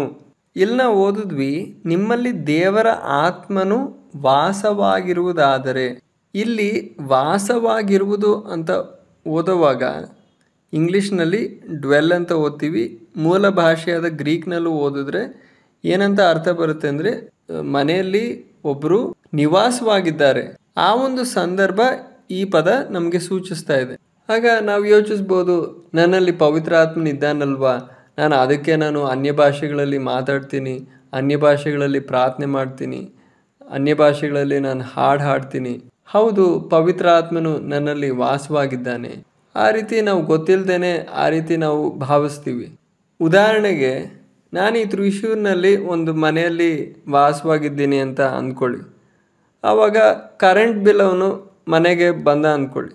ಆ ಸಂದರ್ಭದಲ್ಲಿ ಜಾನ್ ಬ್ರದರು ನನ್ನ ಮನೆಯಲ್ಲಿ ಒಂದು ಗೆಸ್ಟ್ ಆಗಿ ಅತಿಥಿಯಾಗಿ ಇದ್ದಾನೆ ಅಂದ್ಕೊಳ್ಳಿ. ಆವಾಗ ಕರೆಂಟ್ ಬಿಲ್ ಅವನು ಬಂದಾಗ ನನ್ನ ಮನೆಯಲ್ಲಿ ಗೆಸ್ಟ್ ಆಗಿರೋ ಈ ಜಾನ್ ಬ್ರದರ್ ಎಲ್ಲ ಹೋಗೋದು, ನಾನು ಹೋಗ್ತೀನಿ. ಅವಾಗ ನಾನು ಹೋಗ್ತೀನಿ, ಕೇಳ್ತೀನಿ ಕರೆಂಟ್ ಎಷ್ಟು ಬಿಲ್ ಬಂದಿದೆ ನೋಡ್ತೀನಿ, ಅದ್ರ ವಿಷಯ ನಾನು ಗಮನಿಸ್ತೀನಿ, ಮಾಡ್ತೀನಿ. ಅದಲ್ಲದೆ ಸುತ್ತಲೂ ಇರೋ ಮನೆಗಳಲ್ಲಿರೋರು ಹೇಳ್ತಾರೆ, ಸಾಮ್ವೇಲು ಇಲ್ಲಿರೋದು ಅಂತ. ಅದರ ಕಾರಣ ಏನು? ಆ ಮನೆಯ ಎಲ್ಲ ಕಾರ್ಯಗಳು ನಾನೇ ಮಾಡೋದು. ಜಾನ್ ಬ್ರದರು ಅಲ್ಲಿ ಒಂದು ಗೆಸ್ಟ್ ಆಗಿ, ಒಂದು ಅತಿಥಿಯಾಗಿ ಅಲ್ಲಿ ಇದ್ದರೂ ಕೂಡ ಯಾರು ಕೂಡ ಜಾನ್ ಬ್ರದರ್ ಅಲ್ಲಿ ವಾಸವಾಗಿರೋದು ಅಂತ ಯಾರು ಹೇಳಲ್ಲ. ಯಾಕಂದರೆ ಅಲ್ಲಿರೋ ಕಾರ್ಯಗಳೆಲ್ಲ ಮಾಡೋದು ಯಾರು? ನಾನೇ ಮಾಡೋದು. ಅದೇ ರೀತಿ ಪವಿತ್ರ ಆತ್ಮನು ನಮ್ಮಲ್ಲಿ ಬಂದಿದ್ದಾನೆ, ಅದರ ಕಾರ್ಯಗಳೆಲ್ಲ ನಾವೇ ಮಾಡ್ತಾ ಇದ್ದೀವಿ. ನಾವೇ ಯೋಚಿಸ್ತೀವಿ, ನಾವೇ ಆಲೋಚನೆ ಮಾಡ್ತೀವಿ, ನಾವೇ ಎಲ್ಲ ಕಾರ್ಯಗಳು ಮಾಡ್ತೀವಿ. ಅದರ ನಂತರ ನಾವು ಪವಿತ್ರ ಆತ್ಮನ ಸಹಾಯವನ್ನು ನಾವು ಕೇಳ್ತೀವಿ. ಆ ಥರ ಇರೋವಾಗ ನಾವು ಪವಿತ್ರ ಆತ್ಮನು ನಮ್ಮಲ್ಲಿ ವಾಸವಾಗಿದ್ದಾನೆ ಅಂತ ಹೇಳೋಕ್ಕಾಗಲ್ಲ. ಒಂದು ಗೆಸ್ಟ್ ಆಗಿ, ಒಂದು ಅತಿಥಿಯಾಗಿ ಬಂದು ನಮ್ಮಲ್ಲಿ ಇದ್ದಾನೆ. ಪವಿತ್ರ ಆತ್ಮನ ಏನು ಮಾಡಬೇಕು? ಭಾನುವಾರ ಆರಾಧನೆ ಮಾಡುವಾಗ ಅನ್ಯ ಭಾಷೆ ಹೇಳಬೇಕು, ಇಲ್ಲದೇ ಇದ್ದರೆ ಬೇರೆ ಏನಾದರೂ ವಿಷಯ ಬರುವಾಗ ಸಹಾಯ ಮಾಡಬೇಕು. ಆದರೆ ಬಾಕಿ ಎಲ್ಲ ಕಾರ್ಯಗಳು ಯಾರು ಮಾಡೋದು? ನಾವೇ ಎಲ್ಲ ಮಾಡೋದು. ಆ ಥರ ಇದ್ದರೆ ಪವಿತ್ರ ಆತ್ಮನು ನಮ್ಮಲ್ಲಿ ವಾಸವಾಗಿದ್ದಾನೆ ಅಂತ ಹೇಳೋದಕ್ಕೆ ಸಾಧ್ಯ ಅಲ್ಲ. ಒಂದು ಮನೆಯಲ್ಲಿ ಒಬ್ಬರು ವಾಸವಾಗಿದ್ದಾರೆ ಅಂತ ಹೇಳಿದ್ರೆ ಸುತ್ತಮುತ್ತಲು ಎಲ್ಲರಿಗೂ ಗೊತ್ತು ಈ ಮನೆಯಲ್ಲಿ ಇವರಿದ್ದಾರೆ ಅಂತ. ಅದೇ ರೀತಿ ನಮ್ಮಲ್ಲಿರುವ ಪವಿತ್ರಾತ್ಮನು ಎಲ್ಲ ಕಾರ್ಯಗಳು ಪವಿತ್ರಾತ್ಮನು ಮಾಡುವಾಗ ಮಾತ್ರವೇ ನಾವು ಹೇಳೋದಕ್ಕಾಗುತ್ತೆ ಪವಿತ್ರ ಆತ್ಮನು ನಮ್ಮಲ್ಲಿ ವಾಸವಾಗಿದ್ದಾನೆ. ಈ ವಿಷಯ ನಾವು ಗ್ರಹಿಸಬೇಕು ಅಂದರೆ ನಾವು ಎಂಥವರಾಗಿದ್ದೇವೆ, ನಮ್ಮ ಘಟನೆ, ನಮ್ಮ ಪ್ರಕೃತಿ ಎಂಥದ್ದು ಅಂತ ನಾವು ಗ್ರಹಿಸಿದ್ರೇ ಈ ವಿಷಯ ನಾವು ಗ್ರಹಿಸೋದಕ್ಕೆ ಸಾಧ್ಯ. ಅದಕ್ಕಾಗಿ ಥೆಸಲೋನಿಕದವರಿಗೆ ಬರೆದ ಮೊದಲನೇ ಪತ್ರಿಕೆ 5ನೇ ಅಧ್ಯಾಯ 23ನೇ ವಾಕ್ಯನ ಓದೋಣ. ಶಾಂತಿದಾಯಕನಾದ ದೇವರು ತಾನೇ ನಿಮ್ಮನ್ನು ಪರಿಪೂರ್ಣವಾಗಿ ಪವಿತ್ರ ಮಾಡಲಿ. ನಮ್ಮ ಕರ್ತನಾದ ಯೇಸು ಕ್ರಿಸ್ತನು ಪ್ರತ್ಯಕ್ಷನಾದಾಗ ನಿಮ್ಮ ಆತ್ಮ, ಪ್ರಾಣ, ಶರೀರಗಳು ದೋಷವಿಲ್ಲದೆ ಸಂಪೂರ್ಣವಾಗಿ ಕಾಣಿಸುವಂತೆ ಕಾಪಾಡಲ್ಪಡಲಿ. ನಾನು ನಂಬ್ತೀನಿ ಎಲ್ಲ ದೇವಜನರಿಗೂ ಗೊತ್ತಿರೋ ವಿಷಯ, ನಮ್ಮಲ್ಲಿ ಆತ್ಮ, ಪ್ರಾಣ, ಶರೀರ ಈ 3 ವಿಷಯಗಳು ಇವೆ. ಇದರ ಬಗ್ಗೆ ಇನ್ನೂ ಆಳವಾಗಿ ನಾವು ಗಮನಿಸೋಣ. ಆವಾಗ ಮಾತ್ರವೇ ನಾವು ಯಥಾರ್ಥವಾಗಿ ಆತ್ಮನಲ್ಲಿ ಜೀವಿಸ್ತಾ ಇದ್ದೀವ, ಪವಿತ್ರ ಆತ್ಮನಿಂದ ನಡೆಸಲ್ಪಡ್ತಾ ಇದ್ದೀವ ಇಲ್ವಾ ಅಂತ ನಾವು ಗ್ರಹಿಸೋದಕ್ಕಾಗೋದು. ಈ ಚಿತ್ರದಲ್ಲಿ ಮನುಷ್ಯನ ಒಳಗಡೆ ಏನೆಲ್ಲ ಇದೆ ಅಂತ ನಾವು ಗಮನಿಸ್ಬೋದು.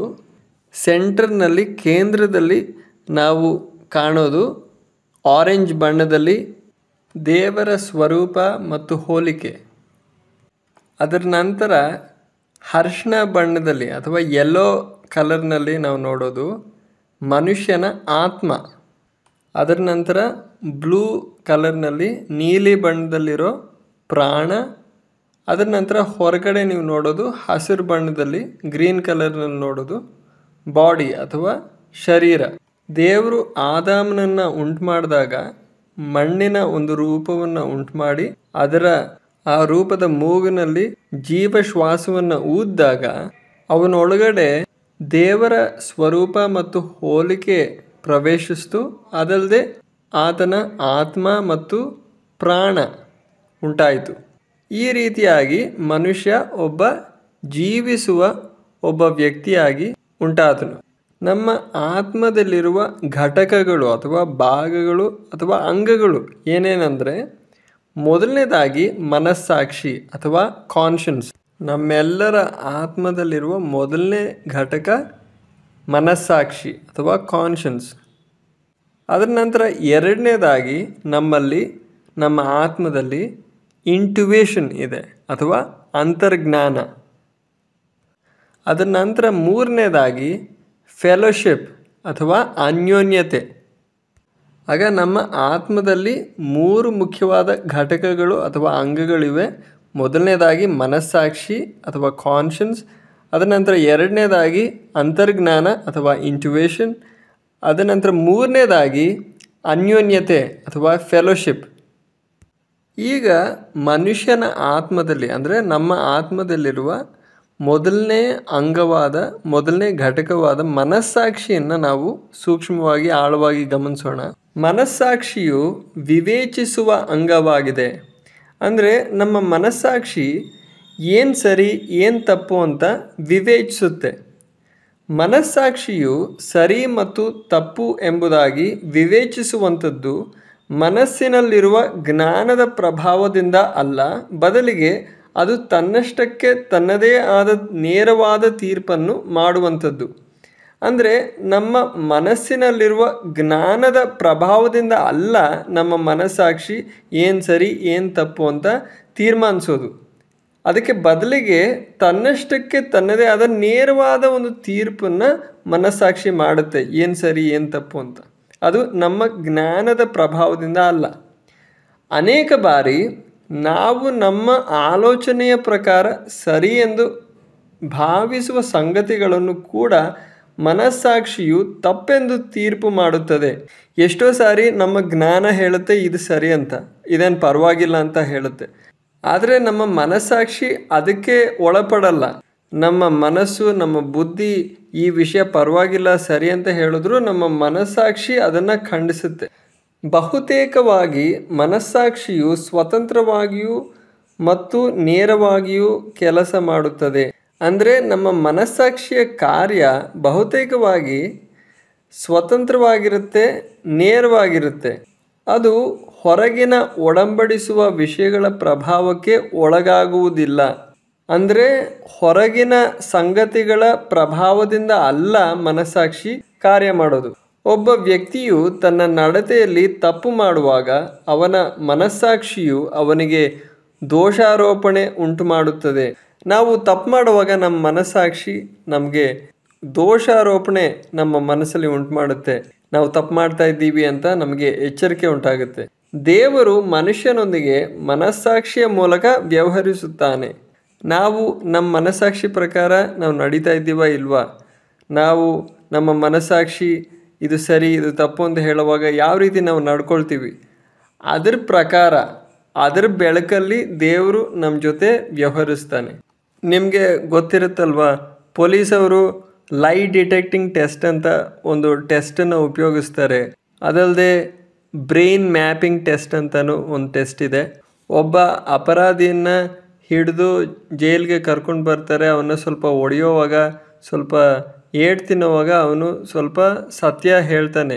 ಸತ್ಯ ಅವನ ಬಾಯಿಂದ ಅವ್ರು ಬಿಚ್ತಾರೆ. ಅದರಲ್ಲಿ ಅವನು ಯೋಚನೆ ಮಾಡಿ ಅವನು ಲೆಕ್ಕಾಚಾರ ಹಾಕಿ ಅವನು ಹೇಳೋದು. ಆದರೆ ಪೊಲೀಸವ್ರಿಗೆ ಇವನು ಹೇಳ್ತಾ ಇರೋದು ಸರಿಯಲ್ಲ ಅಂತ ಅನಿಸಿದ್ರೆ ಅವ್ರು ಏನು ಮಾಡ್ತಾರೆ ಅಂದರೆ ಒಂದು ವಿಶೇಷವಾದ ರೂಮ್ಗೆ ಕರ್ಕೊಂಡು ಹೋಗಿ ಅಲ್ಲಿ ಕೂರಿಸಿ ಅವನ ಮೈಯಲ್ಲಿ ಒಂದೊಂದು ಭಾಗದಲ್ಲಿ ಕತ್ತು ಹೆಗಲು ಒಂದೊಂದು ಕಡೆನೂ ಅವರು ವೈರ್ಗಳು ಗ್ಯಾಜೆಟ್ಗಳು ಫಿಕ್ಸ್ ಮಾಡಿಬಿಟ್ಟು ಅವರು ಇವನ್ನ ಮತ್ತೆ ಮತ್ತೆ ಪ್ರಶ್ನೆಗಳು ಕೇಳ್ತಾರೆ. ಅವರು ಈ ರೀತಿ ಮತ್ತೆ ಮತ್ತೆ ಪ್ರಶ್ನೆ ಮಾಡುವಾಗ ಮತ್ತೆ ಮತ್ತೆ ಕೇಳೋವಾಗ ಅವನು ಬುದ್ಧಿಯಿಂದ ಹೇಳೋದು, ಅವನು ಆಲೋಚಿಸಿ ಲೆಕ್ಕಾಚಾರ ಮಾಡಿ ಯೋಜನೆ ಹಾಕಿ ಹೇಳಿದ್ದನ್ನು ಮರ್ತೋಗಿ ಅವನು ತಕ್ಷಣವಾಗಿ ಸಡನ್ನಾಗಿ ಅವನು ಮನಸ್ಸಾಕ್ಷಿಯಿಂದ ಹೇಳ್ತಾನೆ. ಆಗ ಬುದ್ಧಿಯಿಂದ ಹೇಳಿದ್ದು ಹಿಂದೆ ಹೋಗುತ್ತೆ, ಮನಸ್ಸಾಕ್ಷಿಯಿಂದ ಬರೋದು ಆಚೆ ಬರುತ್ತೆ. ಆ ರೀತಿ ಅವನು ಮನಸ್ಸಾಕ್ಷಿಯಿಂದ ಸತ್ಯ ಹೇಳುವಾಗ ಅವನ ಒಳಗಡೆ ರಕ್ತದ ಚಲನೆ ಬೇರೆ ಒಂದು ರೀತಿಯಲ್ಲಾಗಿರುತ್ತೆ. ಅದು ಅವ್ರಿಗೆ ಆ ವೇವ್ಸಲ್ಲಿ ಕಾಣಿಸುತ್ತೆ. ಅವ್ರ ಈ ವೈರ್ಗಳೆಲ್ಲ ಹಾಕಿರೋದು ಅವ್ರ ಸ್ಕ್ರೀನಲ್ಲಿ ಕಾಣಿಸುತ್ತೆ. ಅದೊಂದು ಬೇರೆ ರೀತಿಯಾದ ವೇವ್ಸ್ ಉಂಟಾಗುತ್ತೆ. ಆವಾಗ ಅವ್ರಿಗೆ ಅರ್ಥ ಆಗುತ್ತೆ ಇವನು ಇವಾಗ ಸತ್ಯ ಹೇಳ್ತಾ ಇದ್ದಾನೆ, ಮುಂಚೆ ಎಲ್ಲ ಹೇಳಿದ್ದು ಅದು ಸುಳ್ಳು ಅಂತ. ಅದೇ ರೀತಿ ಲೈ detecting test, brain mapping test ಅಂತ ಅವ್ರು ಮಾಡ್ತಾರೆ. ಎಲ್ಲ ಮನುಷ್ಯರಿಗೂ ದೇವರು ಮನಸ್ಸಾಕ್ಷಿ ಕೊಟ್ಟಿದ್ದಾನೆ. ಎರಡನೇದಾಗಿ ಮನುಷ್ಯನ ಆತ್ಮದಲ್ಲಿ ಅಂತರ್ಜ್ಞಾನ ಅಥವಾ ಒಳ ಅರಿವು ಇದೆ. ಇಂಗ್ಲೀಷ್ನಲ್ಲಿ ಇಂಟ್ಯೂಷನ್ ಅಂತೀವಿ. ಅಂತರ್ಜ್ಞಾನವು ನಮ್ಮಲ್ಲಿ ತಕ್ಷಣವಾಗಿ ಅರಿವನ್ನು ಉಂಟು ಮಾಡುವ ಅಂಗವಾಗಿದೆ. ಅಂದರೆ ನಮ್ಮ ಒಳಗಡೆ ನಮ್ಮ ಮನಸ್ಸಿನಲ್ಲಿ ತಕ್ಷಣವಾಗಿ ಒಂದು ಮಾಹಿತಿ ಸಿಗ್ತಾ ಇದೆ, ಒಂದು ಅರಿವು ಉಂಟಾಗ್ತಾ ಇದೆ. ಈ ಅಂತರ್ಜ್ಞಾನವನ್ನು ದೇವರು ಬಳಸಬಲ್ಲನು ಹಾಗೂ ದುರಾತ್ಮಗಳು ಬಳಸಬಲ್ಲವು. ಅಂದರೆ ದೇವ್ರ ಮಕ್ಕಳಾಗಿರೋ ನಮ್ಮಲ್ಲಿ ದೇವರ ಆತ್ಮನು ಈ ಅಂತರ್ಜ್ಞಾನವನ್ನು ಉಪಯೋಗಿಸಿ ನಮ್ಮ ಜೊತೆ ಮಾತಾಡ್ತಾನೆ. ತಕ್ಷಣವಾಗಿ ಸಡನ್ನಾಗಿ ದೇವರಿಂದ ನಮಗೆ ಆಲೋಚನೆ ಉಂಟಾಗುತ್ತೆ, ದೇವರ ಶಬ್ದ ನಾವು ಕೇಳ್ತೀವಿ. ಆದರೆ ಅವಿಶ್ವಾಸಿಗಳು, ದೇವ್ರ ಮಕ್ಕಳು ಅಲ್ಲದೇ ಇರೋ, ರಕ್ಷಣೆ ಹೊಂದದೇ ಇರೋ ಜನರಲ್ಲಿ ದುರಾತ್ಮಗಳು, ಸೈತಾನನ ಶಕ್ತಿಗಳು ಕಾರ್ಯ ಮಾಡ್ತವೆ, ಈ ಅಂಗವನ್ನು ಉಪಯೋಗಿಸ್ತವೆ. ಅವ್ರಿಗೆ ಸೈತಾನನ ಮೂಲಕ, ದುರಾತ್ಮಗಳ ಮೂಲಕ ಅನೇಕ ರೀತಿಯಾದ ಮಾಹಿತಿಗಳು ಸಡನ್ ಆಗಿ, ಅದ್ಭುತವಾಗಿ, ಆಶ್ಚರ್ಯವಾಗಿ ಲಭ್ಯವಾಗುತ್ತೆ.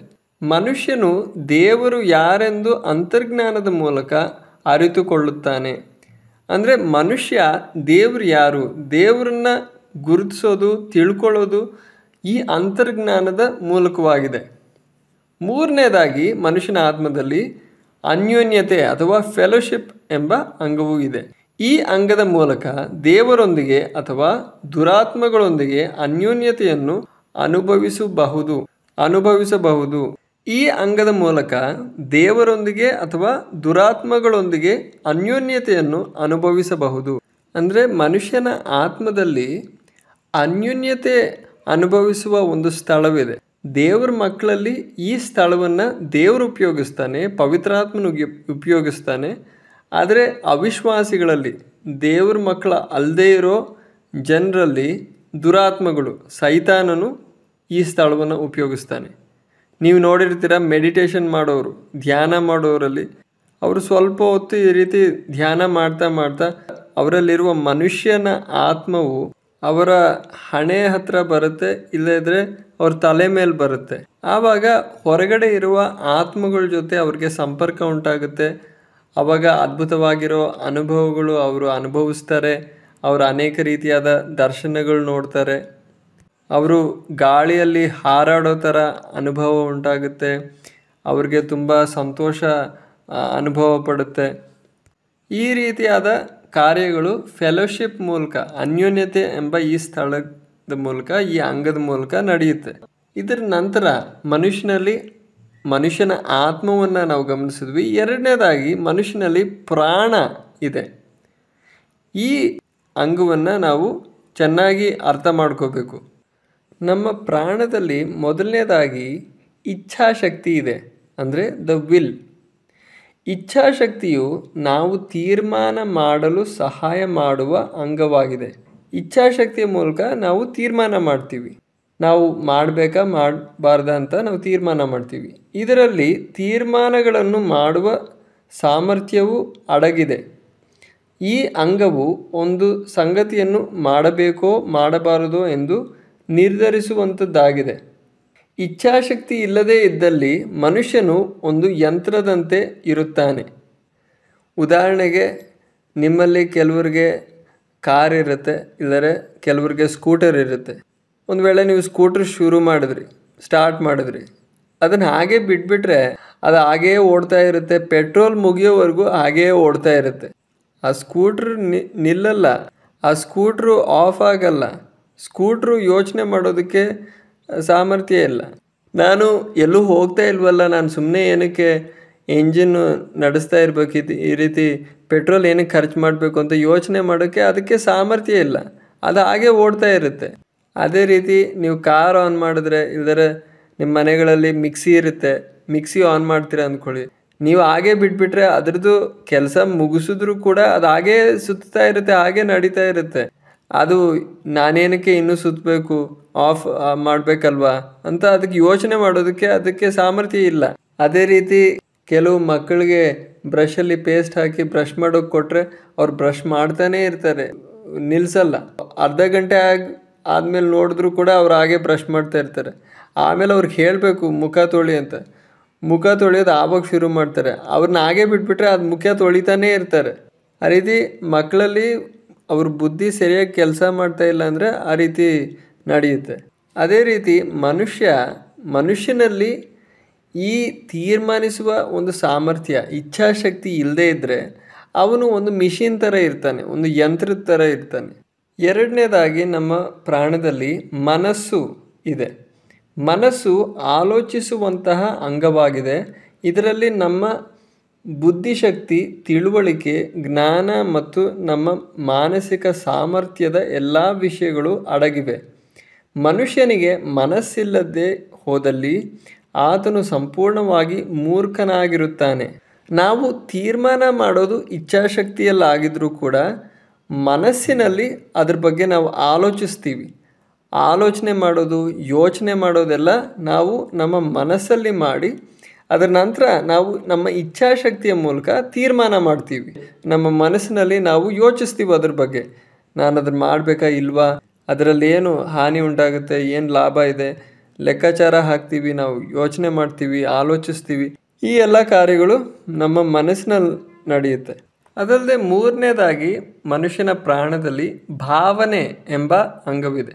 ಭಾವನೆ ಎಂಬ ಅಂಗದಲ್ಲಿ ನಮ್ಮ ಭಾವನಾತ್ಮಕ ಸಂಗತಿಗಳಾದ ಪ್ರೀತಿ, ದ್ವೇಷ, ಸಂತೋಷ, ದುಃಖ, ಅಸೂಯೆ ಇತ್ಯಾದಿ ಅಡಗಿವೆ. ಭಾವನೆ ಇಲ್ಲದ ಮನುಷ್ಯನು ಕಲ್ಲಂತೆ ಅಥವಾ ಮರದಂತೆ ಆಗಿರುತ್ತಾನೆ. ಆಗ ಮನುಷ್ಯರಾದ ನಮ್ಮೆಲ್ಲರಲ್ಲೂ ಭಾವನೆಗಳಿವೆ.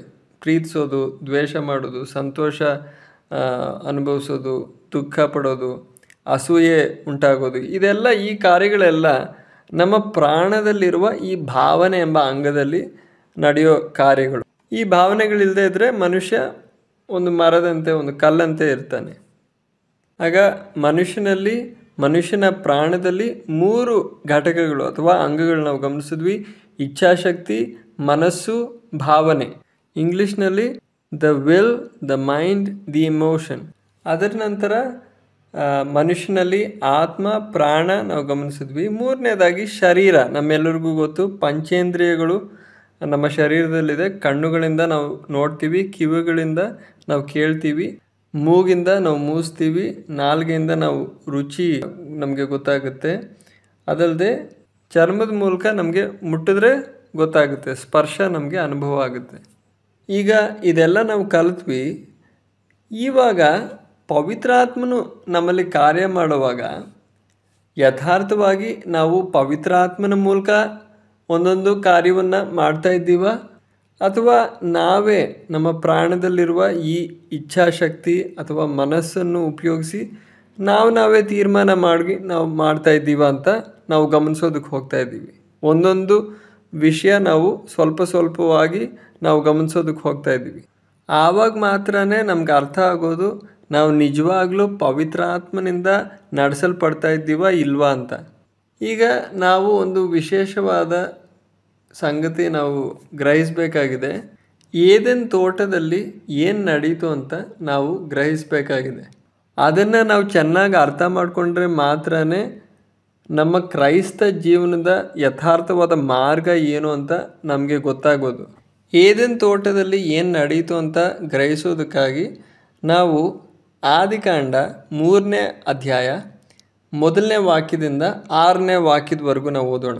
ಯೆಹೋವ ದೇವರು ಉಂಟು ಮಾಡಿದ ಎಲ್ಲ ಭೂಜಂತುಗಳಲ್ಲಿ ಸರ್ಪವು ಯುಕ್ತಿಯುಳ್ಳದ್ದಾಗಿತ್ತು. ಅದು ಸ್ತ್ರೀಯ ಬಳಿಗೆ ಬಂದು, ಏನವ್ವ, ತೋಟದಲ್ಲಿರುವ ಯಾವ ಮರದ ಹಣ್ಣನ್ನು ನೀವು ತಿನ್ನಬಾರದೆಂದು ದೇವರು ಅಪ್ಪಣೆ ಕೊಟ್ಟಿರುವುದು ನಿಜವೋ ಎಂದು ಕೇಳಲು, ಸ್ತ್ರೀಯು, ತೋಟದಲ್ಲಿರುವ ಮರಗಳ ಹಣ್ಣುಗಳನ್ನು ನಾವು ತಿನ್ನಬಹುದು, ಆದರೆ ತೋಟದ ಮಧ್ಯದಲ್ಲಿರುವ ಈ ಮರದ ಫಲದ ವಿಷಯವಾಗಿ ಇದನ್ನು ತಿನ್ನಲೂ ಕೂಡದು, ಮುಟ್ಟಲೂ ಕೂಡದು, ತಿಂದರೆ ಸಾಯುವಿರಿ ಎಂದು ದೇವರು ಹೇಳಿದ್ದಾನೆ ಅಂದಳು. ಆಗ ಸರ್ಪವು ಸ್ತ್ರೀಗೆ, ನೀವು ಹೇಗೂ ಸಾಯುವುದಿಲ್ಲ. ನೀವು ಇದರ ಹಣ್ಣನ್ನು ತಿಂದಾಗಲೇ ನಿಮ್ಮ ಕಣ್ಣುಗಳು ತೆರೆಯುವೆವು. ನೀವು ದೇವರಂತೆ ಆಗಿ ಒಳ್ಳೆಯದರ ಕೆಟ್ಟದ್ದರ ಭೇದವನ್ನು ಅರಿತವರಾಗುವಿರಿ.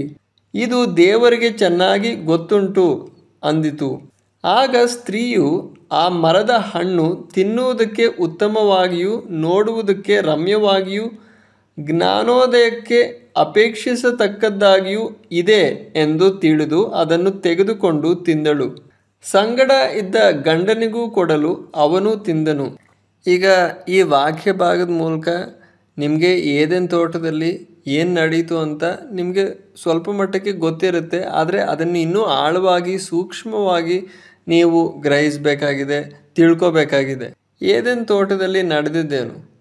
ಆದಾಮ್ ಮತ್ತು ಹವ್ವಾಗೆ ದೇವ್ರು ಹೇಳಿದ್ರು, ಅಪ್ಪಣೆ ಕೊಟ್ಟಿದ್ರು, ಈ ಫಲವನ್ನು ನೀವು ತಿನ್ನಬಾರ್ದು ಅಂತ. ಈ ವಿಷಯ ಸೈತಾನ್ಗೆ ಚೆನ್ನಾಗಿ ಗೊತ್ತಿತ್ತು. ಆಗ ಸೈತಾನು ಸರ್ಪದ ಮೂಲಕ ಬಂದು ಹವ್ವ ಜೊತೆ ಮಾತಾಡುವಾಗ ಕೇಳೋದು, ಏನವ್ವ, ತೋಟದಲ್ಲಿರುವ ಯಾವ ಮರದ ಹಣ್ಣನ್ನು ನೀವು ತಿನ್ನಬಾರದೆಂದು ದೇವರು ಅಪ್ಪಣೆ ಕೊಟ್ಟಿರುವುದು ನಿಜವೋ ಅಂತ ನಾವು ಆದಿಕಾಂಡ 3ನೇ ಅಧ್ಯಾಯ 1ನೇ ವಾಕ್ಯದಲ್ಲೇ ಓದ್ತೀವಿ. ಈ ರೀತಿ ಪ್ರಶ್ನೆ ಕೇಳುವಾಗ ಹವ್ವ ಒಂದು ವೇಳೆ ಈ ರೀತಿ ಹೇಳ್ಬೋದಾಗಿತ್ತು, ನೀನು ಈ ರೀತಿ ಇದ್ರ ಬಗ್ಗೆ ನನ್ನ ಕೇಳೋದಕ್ಕೆ ನೀನು ಯಾರು? ನೀನು ಇಲ್ಲಿಂದ ಓಡೋಗು, ನೀನು ದೇವರು ನನಗೆ ಏನು ಅಪ್ಪಣೆ ಕೊಟ್ಟಿದ್ದಾನೆ, ಏನು ಅದು ನಿಜಾನ, ನಿಜವಾಗ್ಲೂ ಈ ಥರ ಹೇಳಿದಾನ, ಅದರ ಮಾತಾಡೋದಕ್ಕೆ ಕೇಳೋದಕ್ಕೆ ನೀನು ಯಾರು ಅಂತ ಹೇಳಿ ಅಲ್ಲೇ ಆ ಸಂಭಾಷಣೆಯನ್ನು ನಿಲ್ಲಿಸಿ ಅವನ್ನ ಓಡಿಸ್ಬೋದಾಗಿತ್ತು. ಆದರೆ ಆ ಥರ ಮಾಡದೆ, ಆ ಥರ ಸೈತಾನನ್ನ ಎದುರಿಸದೆ ಸೈತಾನ್ ಜೊತೆ ಒಂದು ಸಂಭಾಷಣೆ ಸ್ಟಾರ್ಟ್ ಮಾಡಿದ್ಲು. ಒಂದು ಸಂಪರ್ಕ, ಒಂದು ಸಂಭಾಷಣೆ ಅಲ್ಲಿಂದ ಪ್ರಾರಂಭ ಆಗೋದಕ್ಕೆ ಅವಳು ಅವಕಾಶ ಮಾಡಿಕೊಟ್ಲು. ಅದಕ್ಕೆ ಸರ್ಪ ಅಥವಾ ಸೈತಾನ್ ಹೇಳಿದ ಆ ಪ್ರಶ್ನೆಗೆ ಉತ್ತರವಾಗಿ ಸ್ತ್ರೀ ಅಥವಾ ಹವ್ವ ಮಾತಾಡ್ತಾ ಹೇಳೋದು 2ನೇ ವಾಕ್ಯದಲ್ಲಿ, ತೋಟದಲ್ಲಿರುವ ಮರಗಳ ಹಣ್ಣುಗಳನ್ನು ನಾವು ತಿನ್ನಬಹುದು, ಆದರೆ ತೋಟದ ಮಧ್ಯದಲ್ಲಿರುವ ಈ ಮರದ ಫಲದ ವಿಷಯದಲ್ಲಿ ದೇವರು ಈ ರೀತಿ ಹೇಳಿದ್ದಾನೆ ಅಂತ ಈ ರೀತಿ ಮಾತಾಡೋದಕ್ಕೆ ಹವ್ವ ಪ್ರಾರಂಭಿಸಿದಾಗ ಆತ್ಮವಾದ ಸೈತಾನು ಒಬ್ಬ ಆತ್ಮವಾಗಿದ್ದಾನೆ. ಆತ್ಮನಾಗಿರುವ ಈ ಸೈತಾನು ಹವ್ವ ಅಲ್ಲಿರುವ ಮನುಷ್ಯ ಆತ್ಮದಲ್ಲಿದ್ದ ಆ ಅನ್ಯೋನ್ಯತೆ ಎಂಬ ಸ್ಥಳದಲ್ಲಿ ಒಂದು ಅನ್ಯೋನ್ಯತೆ ಉಂಟಾಯಿತು. ನಾವು ಮುಂಚೆನೇ ಗಮನಿಸಿದ್ವಿ, ಮನುಷ್ಯನ ಆತ್ಮದಲ್ಲಿ ಅನ್ಯೋನ್ಯತೆ ಎಂಬ ಅವಯವ ಅಥವಾ ಒಂದು ಅಂಗವಿದೆ. ಆ ಅವಯವವನ್ನು ದೇವರು ಬಳಸ್ಬೋದು, ದುರಾತ್ಮಗಳು ಬಳಸ್ಬೋದು. ಈ ಸಂದರ್ಭದಲ್ಲಿ ಏದೆನ್ ತೋಟದಲ್ಲಿ ಸೈತಾನನ್ನು ಸರ್ಪದ ಮೂಲಕ ಈ ರೀತಿ ಮಾತಾಡ್ತಾ ಹವ್ವ ಅಲ್ಲಿರುವ ಆ ಅನ್ಯೋನ್ಯತೆಯ ಅಂಗದಲ್ಲಿ ಪ್ರವೇಶಿಸುವುದಕ್ಕೂ ಅವಳ ಜೊತೆ ಒಂದು ಅನ್ಯೋನ್ಯತೆ ಅನುಭವಿಸೋದಕ್ಕೂ ಅವಕಾಶ ಉಂಟಾಯಿತು. ಆಗ ಸೈತಾನನ ಆತ್ಮ ಮತ್ತು ಹವ್ವಳ ಆತ್ಮ ಮಧ್ಯದಲ್ಲಿ ಸಂಪರ್ಕ ಉಂಟಾಯಿತು. ಈ ರೀತಿ ಒಬ್ಬರ ಜೊತೆ ಒಬ್ಬರು ಮಾತಾಡ್ತಾ ಇದ್ದಾರೆ. ಈಗ ಹವ್ವ ಸೈತಾನನ ಪ್ರಶ್ನೆಗೆ ಉತ್ತರ ಕೊಟ್ಟಾಗ ಮತ್ತೆ ಸೈತಾನು ಮಾತಾಡ್ತಾ ಇದ್ದಾನೆ. 4ನೇ ವಾಕ್ಯದಲ್ಲಿ ನಾವು ಓದೋದು, ಆಗ ಸರ್ಪವು ಸ್ತ್ರೀಗೆ, ನೀವು ಹೇಗೂ ಸಾಯುವುದಿಲ್ಲ, ನೀವು ಇದರ ಹಣ್ಣನ್ನು ತಿಂದಾಗಲೇ ನಿಮ್ಮ ಕಣ್ಣುಗಳು ತೆರೆಯುವೆವು, ನೀವು ದೇವರಂತೆ ಆಗಿ ಒಳ್ಳೆಯದರ ಕೆಟ್ಟದರ ಭೇದವನ್ನು ಅರಿತವರಾಗುವಿರಿ, ಇದು ದೇವರಿಗೆ ಚೆನ್ನಾಗಿ ಗೊತ್ತುಂಟು ಅಂದಿತು. ನಾನು ಮುಂಚೆನೇ ಹೇಳಿದ್ದೆ, ಮನುಷ್ಯನ ಆತ್ಮದಲ್ಲಿ ಅನ್ಯೋನ್ಯತೆ ಎಂಬ ಅಂಗವಿದೆ. ಆ ಅನ್ಯೋನ್ಯತೆಯ ಅಂಗದಲ್ಲಿ ಸೈತಾನನ ಆತ್ಮವು ಹವ್ವ ಜೊತೆ ಸಂಪರ್ಕ ಉಂಟಾಯಿತು. ಆ ಸಂಪರ್ಕದ ಮೂಲಕ ಜನಿಸಿದ ಒಂದು ಶಿಶುವಾಗಿದೆ ಅಥವಾ ಒಂದು ಸಂಗತಿಯಾಗಿದೆ ಶರೀರ ಭಾವ. ಅದನ್ನು ಇಂಗ್ಲೀಷಲ್ಲಿ ಫ್ಲೆಶ್ ಅಂತೀವಿ. ಶರೀರ ಭಾವದ ಬಗ್ಗೆ ನಾವು ಗಲಾತ್ಯದವರಿಗೆ ಬರೆದ ಪತ್ರಿಕೆ 3ನೇ ಅಧ್ಯಾಯದಲ್ಲಿ ನಾವು ಗಮನಿಸ್ತಾ ಇದ್ವಿ. ಆಗ ಈ ಶರೀರ ಭಾವ ಎಂಬ ಸಂಗತಿ ಹೇಗೆ ಉಂಟಾಗಿದ್ದು? ದೇವರಲ್ಲ ಇದನ್ನು ಉಂಟು ಮಾಡಿದ್ದು. ಸೈತಾನನು ಹವ್ವ ಜೊತೆ ಈ ರೀತಿ ಸಂಪರ್ಕ ಮಾಡಿದಾಗ ಈ ಸಂಪರ್ಕದ ಮೂಲಕ ಉಂಟಾದ ಒಂದು ಶಿಶು ಆಗಿದೆ ಶರೀರ ಭಾವ ಅಥವಾ ಫ್ಲೆಶ್. ಈ ಫ್ಲೆಶ್ಶಿನ ಸೃಷ್ಟಿಕರ್ತ, ಈ ಶರೀರ ಭಾವದ ಸೃಷ್ಟಿಕರ್ತ ದೇವರಲ್ಲ. ದೇವರು ಮನುಷ್ಯನ ಉಂಟು ಮಾಡಿದ್ದು ಆತ್ಮ, ಪ್ರಾಣ, ಶರೀರವಾಗಿ ದೇವರು ಉಂಟು ಮಾಡಿದ್ದು. ಆದರೆ ಮನುಷ್ಯನ ಒಳಗಡೆ ಈ ಶರೀರ ಭಾವ ಎಂಬ ಈ ಸಂಗತಿ ಬಂದದ್ದು, ಉಂಟಾಗಿದ್ದು ಸೈತಾನನು ಹವ್ವ ಜೊತೆ ಈ ರೀತಿ ಸಂಪರ್ಕದಲ್ಲಿ ಏರ್ಪಟ್ಟಾಗ ಆ ಸಂಪರ್ಕದ ಮೂಲಕ, ಆ ಒಂದು ಅನ್ಯೋನ್ಯತೆಯ ಮೂಲಕ ಉಂಟಾದ ಒಂದು ಕಾರ್ಯವಾಗಿದೆ ಫ್ಲೆಶ್ ಅಥವಾ ಶರೀರ ಭಾವ. ಈ ವಿಷಯ ನಾವು ಚೆನ್ನಾಗಿ ಅರ್ಥ ಮಾಡ್ಕೊಂಡಿರಬೇಕು. ಆದರೆ ನಾವು ಹವ್ವಾಗೆ ತಪ್ಪು ಹೇಳಿದ್ರೆ ಸಾಕಲ್ಲ, ಯಾಕಂದರೆ ಈ ಕಾರ್ಯ ನಮ್ಮಲ್ಲೂ ಇವತ್ತು ಎಲ್ಲ ಟೈಮಲ್ಲೂ ನಡೆಯುತ್ತೆ. ಪೇತ್ರನು ಬರೆದ 1ನೇ ಪತ್ರಿಕೆ 5ನೇ ಅಧ್ಯಾಯ 8ನೇ ವಾಕ್ಯದಲ್ಲಿ ನಾವು ಈ ರೀತಿ ಓದ್ತೀವಿ, ಸ್ವಸ್ಥಚಿತ್ತರಾಗಿರಿ, ಎಚ್ಚರವಾಗಿರಿ, ನಿಮ್ಮ ವಿರೋಧಿಯಾಗಿರುವ ಸೈತಾನನು ಗರ್ಜಿಸುವ ಸಿಂಹದೋಪಾದಿಯಲ್ಲಿ ಯಾರನ್ನು ನುಂಗಲಿ ಎಂದು ಹುಡುಕುತ್ತಾ ತಿರುಗುತ್ತಾನೆ. ಇವತ್ತು ಕೂಡ ಸೈತಾನನು ನಮ್ಮ ವಿರೋಧಿಯಾಗಿ ಸುತ್ತಲೂ ತಿರುಗಾಡ್ತಾ ಇದ್ದಾನೆ. ಆದರೆ ಇವತ್ತು ಕೂಡ ಸೈತಾನು ನಮ್ಮ ಹತ್ರ ಬಂದದ್ದು, ಇವಾಗ ಏದೆನ್ ತೋಟದಲ್ಲಿ ಹವ್ವ ಹತ್ರ ಹೇಗೆ ಬಂದನು ಅದೇ ರೀತಿ ಬರೋದು. ಸೈತಾನ್ ಯಾವತ್ತು ನಮ್ಮ ವಿರುದ್ಧವಾಗಿ ಬರೋದು ಒಂದು ಭಯಂಕರವಾದ ರೂಪದಲ್ಲಿ, 2 ಕೊಂಬುಗಳು, ಒಂದು ಕಪ್ಪಾದ ರೂಪದಲ್ಲಲ್ಲ, ನಮ್ಮನ್ನು ಭಯಪಡಿಸುವ ರೂಪದಲ್ಲ ಬರೋದು. ಆ ರೀತಿ ಅಲ್ಲ ಸೈತಾನ್ ಬರೋದು. ಅದಕ್ಕೆ ಬದಲಿಗೆ ಸೈತಾನನು ನಮ್ಮ ಮನಸ್ಸಿನಲ್ಲಿ ಬೇರೆ ಬೇರೆ ರೀತಿಯಾದ ಯೋಚನೆಗಳನ್ನ ಅಗ್ನಿ ಅಸ್ತ್ರಗಳಾಗಿ ನಮ್ಮ ಮನಸ್ಸಿನ ಮೇಲೆ ಹಾಕ್ತಾ ಇರ್ತಾನೆ. ನಿಮ್ಮೆಲ್ಲರಿಗೂ ಗೊತ್ತಲ್ವಾ, ಟಿ ವಿಗೆ ಒಂದು ರಿಮೋಟ್ ಇರುತ್ತೆ. ಇವಾಗ ರಿಮೋಟ್ ತಗೊಂಡು ನಾವು ಆನ್ ಮಾಡುವಾಗ ಟಿ ವಿನಲ್ಲಿರೋ ಬೇರೆ ಏನೇನೋ ಚಾನಲ್ಲು ಆನ್ ಆಗುತ್ತೆ. ನ್ಯೂಸ್ ಚಾನಲ್ ಆನ್ ಆಗುತ್ತೆ, ಸಿನಿಮಾ ಚಾನಲ್ ಆನ್ ಆಗುತ್ತೆ, ಗೇಮ್ಸ್ದು ಚಾನಲ್ ಆನ್ ಆಗುತ್ತೆ.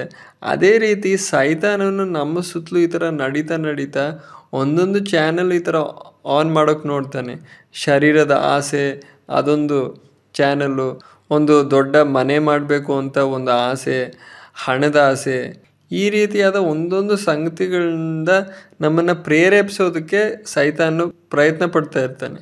ನಮ್ಮಲ್ಲಿ ಯಾವ್ಯಾವ ಚಾನಲ್ ಇದೆ ಅಂತ ಸೈತಾನ್ಗೆ ಚೆನ್ನಾಗಿ ಗೊತ್ತು. ಆವಾಗ ಅವನು ಆ ಚಾನಲ್ಗಳು ಓಪನ್ ಮಾಡುವಾಗ, ಆನ್ ಮಾಡುವಾಗ ಅವನ ಪುತ್ರನಾಗಿರುವ ಶರೀರ ಭಾವ, ನಾನು ಹೇಳಿದೆ ಅಲ್ವ, ಸೈತಾನಿಂದ ಉಂಟಾದದ್ದು ಶರೀರ ಭಾವ. ಆಗ ಆತನ ಅಂದರೆ ಸೈತಾನನ ಸಂತತಿಯಾದ ಫ್ಲೆಶ್ ಅಥವಾ ಶರೀರ ಭಾವ ನಮ್ಮೊಳಗಡೆ ಇರೋ ಕಾರಣ ಆ ಫ್ಲೆಶ್ ಏನು ಮಾಡುತ್ತೆ, ಆ ಶರೀರ ಭಾವ ಏನು ಮಾಡುತ್ತೆ, ಹೋಗಿ ಸೈತಾನ್ಗೋಸ್ಕರ ಬಾಗಿಲು ತೆರೆದು ಕೊಡುತ್ತೆ. ಈ ರೀತಿ ನಮಗೆ ಗೊತ್ತಿಲ್ಲದೆ ಸೈತಾನು ಪ್ರವೇಶ ಮಾಡ್ತಾನೆ. ಹಾಗಾಗಿ ನಮ್ಮೆಲ್ಲರಿಗೂ ಚೆನ್ನಾಗಿ ಅರ್ಥ ಆಗಿರಬೇಕು, ಗೊತ್ತಿರಬೇಕು, ಹವ್ವ ಮೂಲಕ ನಮ್ಮ ಎಲ್ಲರಲ್ಲೂ ಏನು ಇದೆ, ಹವ್ವ ಮೂಲಕ ನಮ್ಮಲ್ಲಿ ಫ್ಲೆಶ್ ಅಥವಾ ಶರೀರ ಭಾವ ನಮ್ಮಲ್ಲಿ ಇದೆ. ಈ ಫ್ಲೆಶ್ ಅಥವಾ ಶರೀರ ಭಾವ ಅನ್ನೋದು ಒಂದು ಶಕ್ತಿಯಾಗಿದೆ. ಪ್ರಿಯರೇ, ನಾವು ಕಲಿಯುತ್ತಿರುವ ಈ ವಿಷಯಗಳು ನೀವು ಚೆನ್ನಾಗಿ ಅರ್ಥ ಮಾಡಿಕೊಂಡ್ರೆ ಮಾತ್ರವೇ ನೀವು ಪವಿತ್ರಾತ್ಮನಿಂದ ನಡೀತಾ ಇದ್ದೀವಾ ಇಲ್ವಾ, ನಾವು ಶರೀರ ಭಾವದಿಂದ ನಡೀತಾ ಇದ್ದೀವಾ ಇಲ್ವಾ ಅಂತ ನಮಗೆ ಚೆನ್ನಾಗಿ ಅರ್ಥ ಆಗೋದು. ಆವಾಗ ಮಾತ್ರವೇ ನಾವು ಎಲ್ಲಿ ತಪ್ಪು ಹೋಗ್ತಾ ಇದ್ದೀವಿ ಅಂತ ನಮಗೆ ಅರ್ಥ ಆಗೋದು. ಈಗ ಒಬ್ಬ ಅವಿಶ್ವಾಸಿಯ ಅವಸ್ಥೆ ನಾವು ಗಮನಿಸೋಣ. ಈಗ ಒಬ್ಬ ಅವಿಶ್ವಾಸಿಯಲ್ಲಿ ದೇವರ ಸ್ವರೂಪ ಮತ್ತು ಹೋಲಿಕೆ ಕಳೆದೋಯ್ತು, ನಷ್ಟ ಆಯಿತು. ಅದರ ಸ್ಥಳದಲ್ಲಿ ಸೈತಾನನು ವಾಸವಾಗಿದ್ದಾನೆ, ಸೈತಾನನ ಆತ್ಮ ವಾಸವಾಗಿದೆ. ಅದರ ನಂತರ ಅವನ ಸ್ವಂತ ಮನುಷ್ಯನ ಆತ್ಮ ಇದೆ, ಪ್ರಾಣ ಇದೆ, ಶರೀರ ಇದೆ. ಅದಲ್ಲದೆ ಅದ್ರ ಜೊತೆ ಶರೀರ ಭಾವ ಅಥವಾ ಫ್ಲೆಶ್ ಇದೆ. ಆದರೆ ರಕ್ಷಣೆ ಹೊಂದಿರುವ ಒಬ್ಬ ವ್ಯಕ್ತಿ ಅಂದರೆ ವಿಶ್ವಾಸಿಯ ಅವಸ್ಥೆ ಏನಂದರೆ, ಅವನು ರಕ್ಷಣೆ ಹೊಂದುವಾಗ ಅವನ ಒಳಗಡೆ ಒಬ್ಬ ಹೊಸ ಮನುಷ್ಯ ಜನ್ಮಿಸಿದ, ಒಬ್ಬ ಹೊಸ ಮನುಷ್ಯ ಉಂಟಾದ.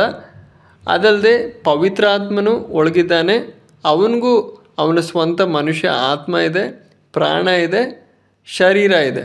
ಆದರೆ ಅದ್ರ ಜೊತೆ ಅವನಿಗೂ ಕೂಡ ಶರೀರ ಭಾವ ಅಥವಾ ಫ್ಲೆಶ್ ಇದೆ. ಹಾಗಾಗಿ ಪ್ರಿಯರೇ, ನಮ್ಮೆಲ್ಲರಲ್ಲೂ ಏನಿದೆ, ಶರೀರ ಭಾವ ಇದೆ, ಫ್ಲೆಶ್ ಇದೆ. ಫ್ಲೆಶ್ ಇಲ್ಲದೆ, ಶರೀರ ಭಾವ ಇಲ್ಲದೆ ಇರೋ ಒಬ್ಬ ವ್ಯಕ್ತಿಯೂ ಇಲ್ಲ, ಯಾವೊಬ್ಬ ಸೇವಕರು, ಯಾವೊಬ್ಬ ದೊಡ್ಡ ಭಕ್ತನೂ ಇಲ್ಲ. ಆವಾಗ ನಾವು ಯಾವಾಗಲೂ ಯೋಚಿಸ್ಬೇಕು, ಸೈತಾನನ ಮಗನಾದ ಫ್ಲೆಶ್ ಅಥವಾ ಶರೀರ ಭಾವ ನಾನು ಒಳಗಡೆ ಇಟ್ಕೊಂಡು ನಾನು ನಡೀತಾ ಇರೋದು. ಈ ಶರೀರ ಭಾವ ನನ್ನಲ್ಲೂ ಇದೆ. ಶರೀರ ಭಾವ ಇಲ್ಲದೆ ಇರುವ ಒಬ್ಬ ಭಕ್ತನೂ ಇಲ್ಲ, ಶರೀರ ಭಾವ ಎಲ್ಲರಲ್ಲೂ ಇದೆ. ಈ ಶರೀರ ಭಾವ ಯಾವತ್ತೂ ಸಾಯಲ್ಲ, ಈ ಶರೀರ ಭಾವ ಯಾವತ್ತೂ ಮಾನಸಾಂತರ ಹೊಂದಲ್ಲ. ಯಾಕಂದರೆ ಇದು ಯಾರ ಸಂತತಿ? ಸೈತಾನನ ಸಂತತಿ. ಈ ಸೈತಾನನ ಸಂತತಿ ಎಲ್ಲಿದೆ? ನಮ್ಮ ಒಳಗಡೆ ಇದೆ. ಅದಕ್ಕೆ ಅಪೊಸ್ತಲನಾದ ಪೌಲನು ಹೇಳೋದು, ಗಲಾತ್ಯದವರಿಗೆ ಬರೆದ ಪತ್ರಿಕೆ 5ನೇ ಅಧ್ಯಾಯ 24ನೇ ವಾಕ್ಯ, ಕ್ರಿಸ್ತ ಯೇಸುವಿನವರು ತಮ್ಮ ಶರೀರ ಭಾವವನ್ನು ಅದರ ವಿಷಯಾಭಿಲಾಷೆ ಸ್ವೇಚ್ಛಾಭಿಲಾಷೆ ಸಹಿತ ಶಿಲುಬೆಗೆ ಹಾಕಿದವರು. ಇಲ್ಲಿ ನಾವು ಓದೋದು, ಕ್ರಿಸ್ತ ಯೇಸುವಿನವರು ಏನು ಮಾಡಿದ್ದಾರೆ? ತಮ್ಮ ಶರೀರ ಭಾವವನ್ನು ಅದರ ವಿಷಯಾಭಿಲಾಷೆ ಸ್ವೇಚ್ಛಾಭಿಲಾಷೆ ಸಹಿತ ಶಿಲುಬೆಗೆ ಹಾಕಿದ್ದವರು. ಶರೀರ ಭಾವ ಅಂತ ಹೇಳುವಾಗ ನಿಮ್ಮ ಯೋಚನೆ ಬರೋದು ವ್ಯಭಿಚಾರ ಮಾಡೋದು ಅಥವಾ ಸ್ವರಾಯಿ ಕುಡಿಯೋದು, ಅದೆಲ್ಲ ಶರೀರ ಭಾವದ ಕಾರ್ಯಗಳೇ. ಆದರೆ ಅದು ಮಾತ್ರ ಅಲ್ಲ, ಅಂತಹ ಪಾಪಗಳು, ವ್ಯಭಿಚಾರ, ಸ್ವರಾಯಿ ಕುಡಿಯೋದು, ಇಂತಹ ಪಾಪಗಳು ಬಂದರೆ ನಮಗೆ ತಕ್ಷಣವೇ ನಮಗೆ ಗೊತ್ತಾಗುತ್ತೆ, ಇದು ನಾನು ತಪ್ಪು ಮಾಡಿದೆ ಅಂತ ನಮಗೆ ತಕ್ಷಣವೇ ಗೊತ್ತಾಗುತ್ತೆ. ಆದರೆ ನಮ್ಮ ಹೃದಯದಲ್ಲಿ ಕೆಲವು ಆಸೆಗಳು ಹುಟ್ಟುವಾಗ ಅವುಗಳು ಸರಿಯೋ ತಪ್ಪೋ ಅಂತ ನಾವು ಯೋಚನೆ ಮಾಡದೆ, ಯೆಹೋವನು ತನ್ನ ಭಕ್ತರ ಅಭಿಲಾಷೆಯನ್ನು ಬಯಕೆಗಳನ್ನು ನೆರವೇರಿಸ್ತಾನೆ ಅಂತ ಹೇಳಿ ನಾವು ಆವಾಗಲೇ ಪ್ರಾರ್ಥನೆ ಶುರು ಮಾಡ್ತೀವಿ, ದೇವರೇ ಇದು ನನಗೆ ಕೊಡು ಅಂತ. ಆದರೆ ಆ ಆಸೆ, ಆ ಬಯಕೆ ಶರೀರ ಭಾವದಿಂದ ಬಂತೋ ಅಥವಾ ಪವಿತ್ರ ಆತ್ಮನಿಂದ ಬಂತೋ ಅಂತ ನಾವು ಯೋಚನೆ ಮಾಡ್ತಾ ಇಲ್ಲ, ವಿವೇಚಿಸೋದಕ್ಕೆ ಪ್ರಯತ್ನಿಸ್ತಾ ಇಲ್ಲ. ಅದೇ ರೀತಿ ಅನೇಕ ಬಾರಿ ನಮ್ಮ ಸೇವೆಯಲ್ಲಿ ನಾವು ಮಾಡೋದೇನೆಂದರೆ, ಮನುಷ್ಯನಲ್ಲಿರೋ ಭಾವನೆಗಳನ್ನ ನಾವು ಉತ್ತೇಜಿಸೋ ಒಂದು ರೀತಿಯಲ್ಲಿ ಬೋಧನೆ ಮಾಡುವಾಗ ಮನುಷ್ಯರಲ್ಲಿ ಒಂದು ಕಣ್ಣೀರು ಬರುತ್ತೆ, ಅನ್ಯ ಭಾಷೆ ಬರುತ್ತೆ, ಒಂದು ನೃತ್ಯನೂ ಬರುತ್ತೆ. ಆ ರೀತಿ ನಮ್ಮ ಸೇವೆಯಲ್ಲಿ ಈ ರೀತಿಯಾದ ಕಾರ್ಯಗಳು ನಡೆಯುವಾಗ ನಮ್ಗನ್ಸುತ್ತೆ, ಓ ಉಜ್ಜೀವನ ಉಂಟಾಯಿತು ಅಂತ. ಆದರೆ ಅಂತಹ ಜನರು ಮುಂಚೆ ಹೇಗಿದ್ರು ಅದೇ ಥರ ಮತ್ತೆ ಅದೇ ಥರ ಆಗ್ತಾರೆ. ಯಾಕಂದರೆ ಇಂತಹ ಉಜ್ಜೀವನಗಳು ಎಂಥದ್ದು ಅಂದರೆ, ಈ ಜಲಪ್ರಳಯ ಬರೋದು ಹೇಗೆ, ಒಂದು ಮಳೆ ಜೋರಾಗಿ ಸುರಿಯುವಾಗ ಜಲಪ್ರಳಯ ಉಂಟಾಗುತ್ತೆ, ಆಮೇಲೆ ಮಳೆ ಎಲ್ಲ ನಿಂತಾದ್ಮೇಲೆ ಮತ್ತೆ ಆ ನೀರೆಲ್ಲ ಹೊಂಟೋಗುತ್ತೆ, ಅದೇ ಥರ ಇರುತ್ತೆ. ಆದರೆ ಇದೆಲ್ಲ ಪವಿತ್ರಾತ್ಮನ ಕಾರ್ಯ. ಪವಿತ್ರಾತ್ಮನ ಕಾರ್ಯ ಈ ರೀತಿ ಒಂದು ಸಾರಿ ಈ ಥರ ಮೇಲೆಬ್ಸೋದು ಆಮೇಲೆ ಇಲ್ಲದೆ ಆಗೋದು ಆ ಥರ ಅಲ್ಲ. ಪವಿತ್ರಾತ್ಮನ ಕಾರ್ಯ ಅಂತ ಹೇಳೋದು ಯಾವಾಗಲೂ ಹರಿತಾ ಇರೋ ಒಂದು ಕ್ಲಿಯರ್ ಆಗಿರೋ ನೀರಿನ ಒಂದು ನದಿಯ ರೀತಿ ಒಂದು ಕಾರ್ಯವಾಗಿದೆ. ಅದು ಸ್ವಲ್ಪ ಬೋಧನೆ ಕೇಳಿ ಸ್ವಲ್ಪ ಭಾವನೆ ಬಂತು, ಸ್ವಲ್ಪ ಏನೋ ಒಂದು ಉಜ್ಜೀವನ ಥರ ಫೀಲ್ ಆಯಿತು, ಆಮೇಲೆ ಸ್ವಲ್ಪ ದಿನಗಳಾದಮೇಲೆ ಹೇಗಿದ್ರು ಹಾಗೇ ಆಗೋದ್ರು, ಆ ಥರ ಒಂದು ಅನುಭವ ಅಲ್ಲ. ಇವತ್ತು ಅನೇಕ ದೇವ ಮಕ್ಕಳಲ್ಲಿ ನಾವು ನೋಡೋ ಅನುಭವ ಏನಂದರೆ, ಸ್ವಲ್ಪ ಹೊತ್ತು ಅವ್ರು ತುಂಬ ಬಿಸಿಯಾಗಿರ್ತಾರೆ, ಸ್ವಲ್ಪ ಹೊತ್ತು ಆದಮೇಲೆ ಮತ್ತೆ ತಣ್ಣಗಾಗಿಬಿಡ್ತಾರೆ. ಯಾಕಂದರೆ ಅವನ್ನ ನಾವು ಸ್ಪರ್ಶಿಸಿದ್ದು ಎಲ್ಲಿ, ಅವನ ಭಾವನೆಗಳನ್ನ ನಾವು ಸ್ಪರ್ಶಿಸಿದ್ವಿ, ಅವನ ಪ್ರಾಣದಲ್ಲಿರುವ ಭಾವನೆ ಎಂಬ ಅಂಗವನ್ನು ನಾವು ಸ್ಪರ್ಶಿಸಿದ್ವಿ ಅಥವಾ ಉತ್ತೇಜಿಸಿದ್ವಿ. ಆದರೆ ವಾಸ್ತವವಾಗಿ ನಮ್ಮ ಸೇವೆಯಲ್ಲಿ ನಾವು ಕಾರ್ಯ ಮಾಡಬೇಕಾಗಿರೋದು ಮನುಷ್ಯರ ಮನಸ್ಸಾಕ್ಷಿಯಲ್ಲಿ ಕಾರ್ಯ ನಡೀಬೇಕು, ಅವರ ಭಾವನೆಗಳಲ್ಲ. ದೇವರ ವಾಕ್ಯ ನಮ್ಮ ಬೋಧನೆ ಮೂಲಕ ಒಬ್ಬೊಬ್ಬ ಮನುಷ್ಯನ ಮನಸ್ಸಾಕ್ಷಿ ಒಳಗಡೆ ಹೋಗಿ ಪ್ರವೇಶಿಸಬೇಕು. ಒಂದು ಈಟಿಯಂತೆ, ಒಂದು ಅಸ್ತ್ರದಂತೆ ದೇವರ ವಾಕ್ಯ ಹೋಗಿ ಮನುಷ್ಯರ ಮನಸ್ಸಾಕ್ಷಿಯಲ್ಲಿ ಹೋಗಿ ಚುಚ್ಚಬೇಕು. ಮನುಷ್ಯನ ಬುದ್ಧಿಯಲ್ಲ, ಮನಸ್ಸಿನಲ್ಲ, ಮನುಷ್ಯನ ಭಾವನೆಯಲ್ಲ, ಅವನ ಮನಸ್ಸಾಕ್ಷಿಯಲ್ಲಿ ಹೋಗಿ ದೇವರ ವಾಕ್ಯ ಪ್ರವೇಶಿಸಬೇಕು. ಈಗ ಇಲ್ಲಿ ಒಬ್ಬ ಸಹೋದರನು ಕೂತಿದ್ದಾನೆ ಅಂದ್ಕೊಳ್ಳಿ, ಅವನ ಬಡತನದ ಬಗ್ಗೆ ನಾನು ಸ್ವಲ್ಪ ಬೋಧನೆ ಮಾಡಿ ಹೇಳೋವಾಗ ಅದರ ನಂತರ ನಾನು ಅದ್ರ ಜೊತೆ ದೇವರು ನಿನ್ನ ಪ್ರೀತಿಸ್ತಾನೆ ಅಂತ ಹೇಳೋವಾಗ ಆವಾಗಲೇ ಅವನು ಅಳೋದು ಶುರು ಮಾಡ್ತಾನೆ. ಯಾಕಂದರೆ ಅವನ ಭಾವನೆಗಳು ಎಬ್ಬಿಸಲ್ಪಟ್ಟು ಅವನ ಭಾವನೆಗಳನ್ನ ನಾನು ಉತ್ತೇಜಿತ ಮಾಡಿದೆ. ಆ ರೀತಿ ಅವನು ಅಳುವಾಗ ನಾವು ಅಂದ್ಕೊಳ್ತೀವಿ ಅವನು ಯೇಸು ಕರ್ತನ ರಕ್ಷಕನಾಗಿ ಸ್ವೀಕರಿಸ್ದ ಅಂತ. ಅದೇ ರೀತಿ ಒಬ್ಬ ರೋಗಿ ಬಂದಿದ್ದಾನೆ ಅಂದ್ಕೊಳ್ಳಿ, ಅವನ ಬಗ್ಗೆ ಹೇಳ್ತಾ ನಿನ್ನ ಬಗ್ಗೆ ಯಾರು ಯೋಚನೆ ಮಾಡೋರಿಲ್ಲ, ನಿನ್ನ ಬಗ್ಗೆ ನಿಮ್ಮ ತಂದೆ ತಾಯಿಗಳಿಗೂ ಕಾಳಜಿ ಇಲ್ಲ. ಆವಾಗ ಅವನು ಅಳೋದು ಶುರು ಮಾಡ್ತಾನೆ. ಅದ್ರ ಜೊತೆ ಯೇಸು ಸ್ವಾಮಿ ನಿಮ್ಮನ್ನ ಪ್ರೀತಿ ಮಾಡ್ತಾನೆ, ಯೇಸು ಕರ್ತನು ನಿಮ್ಮನ್ನು ಪ್ರೀತಿ ಮಾಡ್ತಾನೆ, ಯಾರು ನಿಮಗೆ ಇಲ್ಲದೇ ಇದ್ದರು, ಯಾರು ನಿಮ್ಮನ್ನು ಪ್ರೀತಿ ಮಾಡದೇ ಇದ್ದರು ಯೇಸು ಕರ್ತನು ನಿಮ್ಮನ್ನು ಪ್ರೀತಿ ಮಾಡ್ತಾನೆ. ಆ ಥರ ಹೇಳಿದ ತಕ್ಷಣವೇ ಅವನ ಹೃದಯದಲ್ಲಿರೋ ಭಾವನೆಗಳು ಎಬ್ಬಿಸಲ್ಪಡ್ತವೆ, ಅವನು ಅಳೋದು ಶುರು ಮಾಡ್ತಾನೆ. ಆವಾಗ ನಾವು ಕೇಳ್ತೀವಿ, ನಿನಗೆ ಯೇಸು ಕರ್ತನ ಬೇಕಾ? ಈ ರೀತಿಯ ಎಲ್ಲ ಮಾಡುವಾಗ ನಾವು ಅವರನ್ನು ನಾವು ಮುಟ್ತಾ ಇದ್ದೀವಿ, ಅವರ ಭಾವನೆಯನ್ನು ನಾವು ಮುಟ್ತಾ ಇದ್ದೀವಿ, ಅವರ ಪ್ರಾಣದಲ್ಲಿರುವ ಭಾವನೆಯನ್ನು ನಾವು ಮುಟ್ತಾ ಇದ್ದೀವಿ. ಆದರೆ ದೇವರ ವಾಕ್ಯ ಎಲ್ಲಿ ಹೋಗಿ ಪ್ರವೇಶಿಸಬೇಕು? ಜನರ ಮನಸ್ಸಾಕ್ಷಿ ಒಳಗಡೆ ಹೋಗಿ ಪ್ರವೇಶಿಸಬೇಕು. ಅಪೊಸ್ತಲರು ಬೋಧನೆ ಮಾಡಿದಾಗ ಅವರ ಬೋಧನೆ ಎಲ್ಲಿ ಹೋಗಿ ಪ್ರವೇಶಿಸ್ತಾ ಇತ್ತು? ಅವರು ಯಾವುದನ್ನು ಗುರಿ ಇಡ್ತಾ ಇದ್ರು? ಅವರ ಬೋಧನೆ ಯಾವುದನ್ನು ಗುರಿ ಮಾಡ್ತಾ ಇತ್ತು? ಅಪೊಸ್ತಲರ ಕೃತ್ಯಗಳು 2ನೇ ಅಧ್ಯಾಯದಲ್ಲಿ ಅಪೊಸ್ತಲನಾದ ಪೇತ್ರನು ಹೇಳೋದು, ನೀವು ಶಿಲುಬೆಗೆ ಜಡಿದ ಆ ಯೇಸುವನ್ನು ಅಂತ ಹೇಳುವಾಗ ಅವರ ಮನಸ್ಸಾಕ್ಷಿಗೆ ಹೋಗಿ ಅದು ಚುಚ್ಚಿತು. ಅದೇ ರೀತಿ ಸ್ಟೆಫನನ ಬೋಧನೆಯಲ್ಲೂ ಆತನ ಬೋಧನೆ ಹೋಗಿ ಜನರ ಮನಸ್ಸಾಕ್ಷಿಯಲ್ಲಿ ಪ್ರವೇಶಿಸಿತು. ಪೌಲನ ಬೋಧನೆಯು ಹೋಗಿ ಜನರ ಮನಸ್ಸಾಕ್ಷಿಗಳಲ್ಲಿ ಪ್ರವೇಶಿಸ್ತು. ಆದರೆ ಇವತ್ತಿನ ಬೋಧನೆಗಳು ಹೆಚ್ಚು ಸಂಖ್ಯೆಯಲ್ಲಿ ಹೋಗಿ ಪ್ರವೇಶಿಸೋದು ಜನರ ಭಾವನೆಗಳಲ್ಲಿ. ಆವಾಗ ಹೇಳ್ತಾರೆ, ನಾವು ಹಲ್ಲೆಲೂಯಾ ಹೇಳೋಣ, ಜೋರಾಗಿ ಹೇಳೋಣ, ನಾವು ಎದ್ದು ನಾವು ಕರ್ತನ ಮಹಿಮೆ ಪಡಿಸೋಣ, ಎದ್ದು ಸ್ವಲ್ಪ ಜಂಪ್ ಮಾಡೋಣ, ಆ ರೀತಿ ಎಲ್ಲ ಮಾಡ್ತಾರೆ. ಈ ರೀತಿ ಡ್ಯಾನ್ಸು ಎಲ್ಲ ಮಾಡಿ ಜಂಪ್ ಮಾಡಿ ಎಲ್ಲ ಮನೆಗೆ ಹೋದ್ಮೇಲೆ ಅವರು ಟಿ ವಿಯಲ್ಲಿ ಸೀರಿಯಲ್ಲು ನೋಡ್ತಾರೆ, ಸಿನಿಮಾ ನೋಡಿಕೊಂಡು ಇರ್ತಾರೆ. ಇಲ್ಲಿ ಅವನು ಜಂಪ್ ಮಾಡ್ದ, ಚೆನ್ನಾಗಿ ಎಗರ್ದ, ಏನೋ ದೊಡ್ಡ ಆಸಕ್ತಿ ತೋರಿಸ್ದ. ಆದರೆ ಅದೇ ವ್ಯಕ್ತಿ ಅಲ್ಲಿ ಹೋಗಿ ಏನು ಮಾಡ್ತಾ ಇದ್ದಾನೆ? ಸಿನಿಮಾ ನೋಡ್ತಾ ಇದ್ದಾನೆ, ಇಲ್ಲದಿದ್ರೆ ಫಿಲ್ಮ್ ಹಾಡು ಕೇಳ್ತಾ ಇದ್ದಾನೆ. ಏನಾಯಿತು? ಅವನಲ್ಲಿ ಉಂಟಾದ ಉಜ್ಜೀವನ ಎಲ್ಲ ಎಲ್ಲುಂಟಾಗಿದ್ದು ಅವನೊಳಗಡೆ ಭಾವನೆಗಳಲ್ಲಿ ಉಜ್ಜೀವನ ಉಂಟಾಯಿತು. ಅದೆಲ್ಲ ನಮಗೆ ಬೇಕಾಗಿರೋದು. ಕಾರ್ಯ ಎಲ್ಲಿ ನಡಿಬೇಕು? ಅವರ ಮನಸ್ಸಾಕ್ಷಿಯಲ್ಲಿ ನಡಿಬೇಕು. ಆಗ ನಾಳೆಯಿಂದ ನಾವು ಈ ವಿಷಯವನ್ನು ನಾವು ಇನ್ನೂ ಮುಂದುವರಿಸ್ತೀವಿ. ನಾಳೆ ಬೆಳಗ್ಗೆ ಈ ವಿಷಯವನ್ನು ನಾವು ಗಮನಿಸ್ತೀವಿ. ಬೆಳಗ್ಗೆ ಸಂಜೆ 2 ವೇಳೆಯೂ ಒಂದೇ ವಿಷಯ ನಾವು ಗಮನಿಸ್ತಾ ಇರ್ತೀವಿ. ನೀವು ನಾಳೆಯಿಂದ ಇದ್ರ ಬಗ್ಗೆ, ನಾವು ಗಮನಿಸ್ತಾ ಇರೋ ಈ ವಿಷಯಗಳ ಬಗ್ಗೆ ಪ್ರಶ್ನೆ ಕೇಳೋದಕ್ಕೆ ಸಂಪೂರ್ಣವಾದ ಸ್ವಾತಂತ್ರ್ಯ ನಿಮಗಿದೆ, ಅವಕಾಶ ಇದೆ. ಯಾಕಂದರೆ ನಾನೇನೋ ನಿಮಗೆ ಹೇಳಿಬಿಟ್ಟು ಹೋಗ್ಬಿಡೋದಲ್ಲ. ನಾವೆಲ್ಲರೂ ಸೇರಿ ನಾವು ದೇವ್ರ ವಾಕ್ಯವನ್ನು ಗಮನಿಸ್ತಾ ಇದ್ದೀವಿ, ಅಧ್ಯಯನ ಮಾಡ್ತಾ ಇದ್ದೀವಿ. ಆಗ ನೀವು ಈ ವಿಷಯಗಳು ದೇವ್ರ ವಾಕ್ಯದ ಪ್ರಕಾರ ಇದೆಯಾ ಇಲ್ವಾ ಅಂತ ನೀವು ಯೋಚನೆ ಮಾಡೋದಕ್ಕೂ ಕೇಳೋದಕ್ಕೂ ಹಕ್ಕು ಅವಕಾಶ ಇದೆ. ಇಲ್ಲಿಂದ ಹೋದ್ಮೇಲೆ ಒಂದು ಸಾರಿ ಒಬ್ಬ ಯಾರೋ ನನಗೆ ಈ ಥರ ಹೇಳಿದ್ದು, ಒಂದು ಮ್ಯಾಗ್ಝಿನಲ್ಲಿ ಏನೋ ಈ ಥರ ಬಂತು ಅಂತ. ಅದನ್ನು ನಾನು ನೋಡಿಲ್ಲ, ಆದರೆ ಈ ಮ್ಯಾಗ್ಝಿನಲ್ಲಿ ಈ ಥರ ಬಂತು ಅಂತ ಅವನು ಹೇಳ್ದ. ಸ್ಯಾಮ್ಯುಯಲ್ ಅವರು ಬಂದು ತಪ್ಪು ಬೋಧನೆಯನ್ನು ಮಾಡಿಬಿಟ್ಟು ಹೋದರು ಅಂತ. ಆ ಮ್ಯಾಗ್ಝಿನು ಒಂದು ಕಾಪಿ ನನಗೂ ಕಳಿಸ್ಕೊಡಿ ಅಂತ ನಾನು ಹೇಳಿದೆ, ಆದರೆ ಅವರು ಇನ್ನೂ ಕಳಿಸ್ಕೊಟ್ಟಿಲ್ಲ. ಆದರೆ ಆ ಸಾರಿ ಕೂಡ ನಾನು ಪ್ರಶ್ನೆಗಳು ಕೇಳೋದಕ್ಕೆ ಅವಕಾಶ ಕೊಟ್ಟಿದ್ದೆ. ನಾನಿಲ್ಲಿ ಬರೋದು ತಪ್ಪು ಬೋಧನೆಗಳು ಮಾಡೋದಕ್ಕಲ್ಲ, ಸತ್ಯವೇದದಲ್ಲಿರುವ ಸತ್ಯಾಂಶಗಳನ್ನ ನಿಮ್ಮ ಜೊತೆ ಹಂಚೋದಕ್ಕೂ ಕೊಡೋದಕ್ಕೂ ಕಲಿಸೋದಕ್ಕೂ ಬಂದಿದ್ದೇನೆ.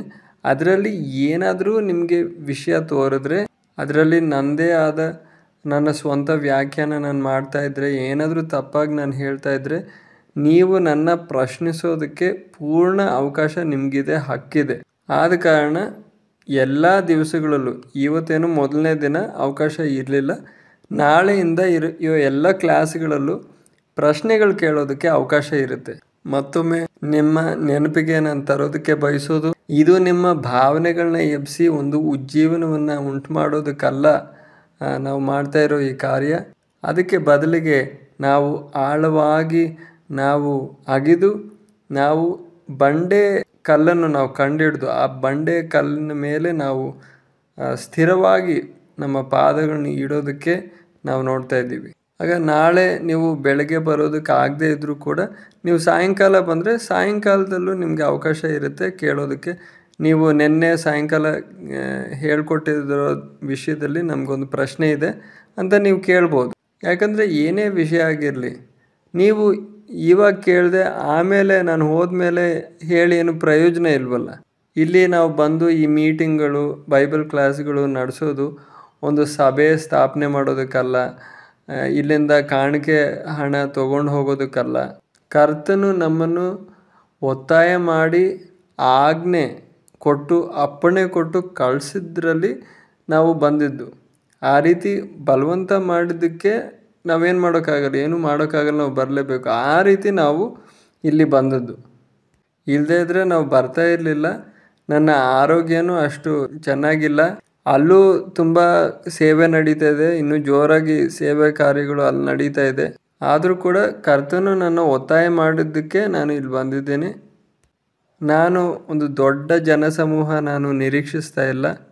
ನಾನು ಕರ್ತನಿಂದಿಗೆ ಪ್ರಾರ್ಥನೆ ಮಾಡಿರೋದು, ವಾಕ್ಯಕ್ಕಾಗಿ ದಾಹ ಇರೋರು ಬರಲಿ, ವಾಕ್ಯ ಕೇಳೋದಕ್ಕೆ ಆಸಕ್ತಿ ಇರೋರು ಅಂಥವ್ರನ್ನ ಮಾತ್ರ ನೀನು ಕೊಂಡು ಬರಬೇಕು ಅಂತ ನಾನು ಪ್ರಾರ್ಥನೆ ಮಾಡೋದು. ಅದು 5 ಜನ ಆಗಿರಲಿ, 10 ಜನ ಆಗಿರಲಿ, ಬರೀ ಇಬ್ಬರಾಗಿದ್ದರೂ ಕೂಡ ನಾನು ವಾಕ್ಯ ಹೇಳಿಕೊಟ್ಟೆ ನಾನು ಹೋಗ್ತೀನಿ. ಈ ಸಂದೇಶದ ಮೂಲಕ ದೇವ್ರ ನಿಮ್ಮೆಲ್ಲರನ್ನು ಆಶೀರ್ವದಿಸಲಿ.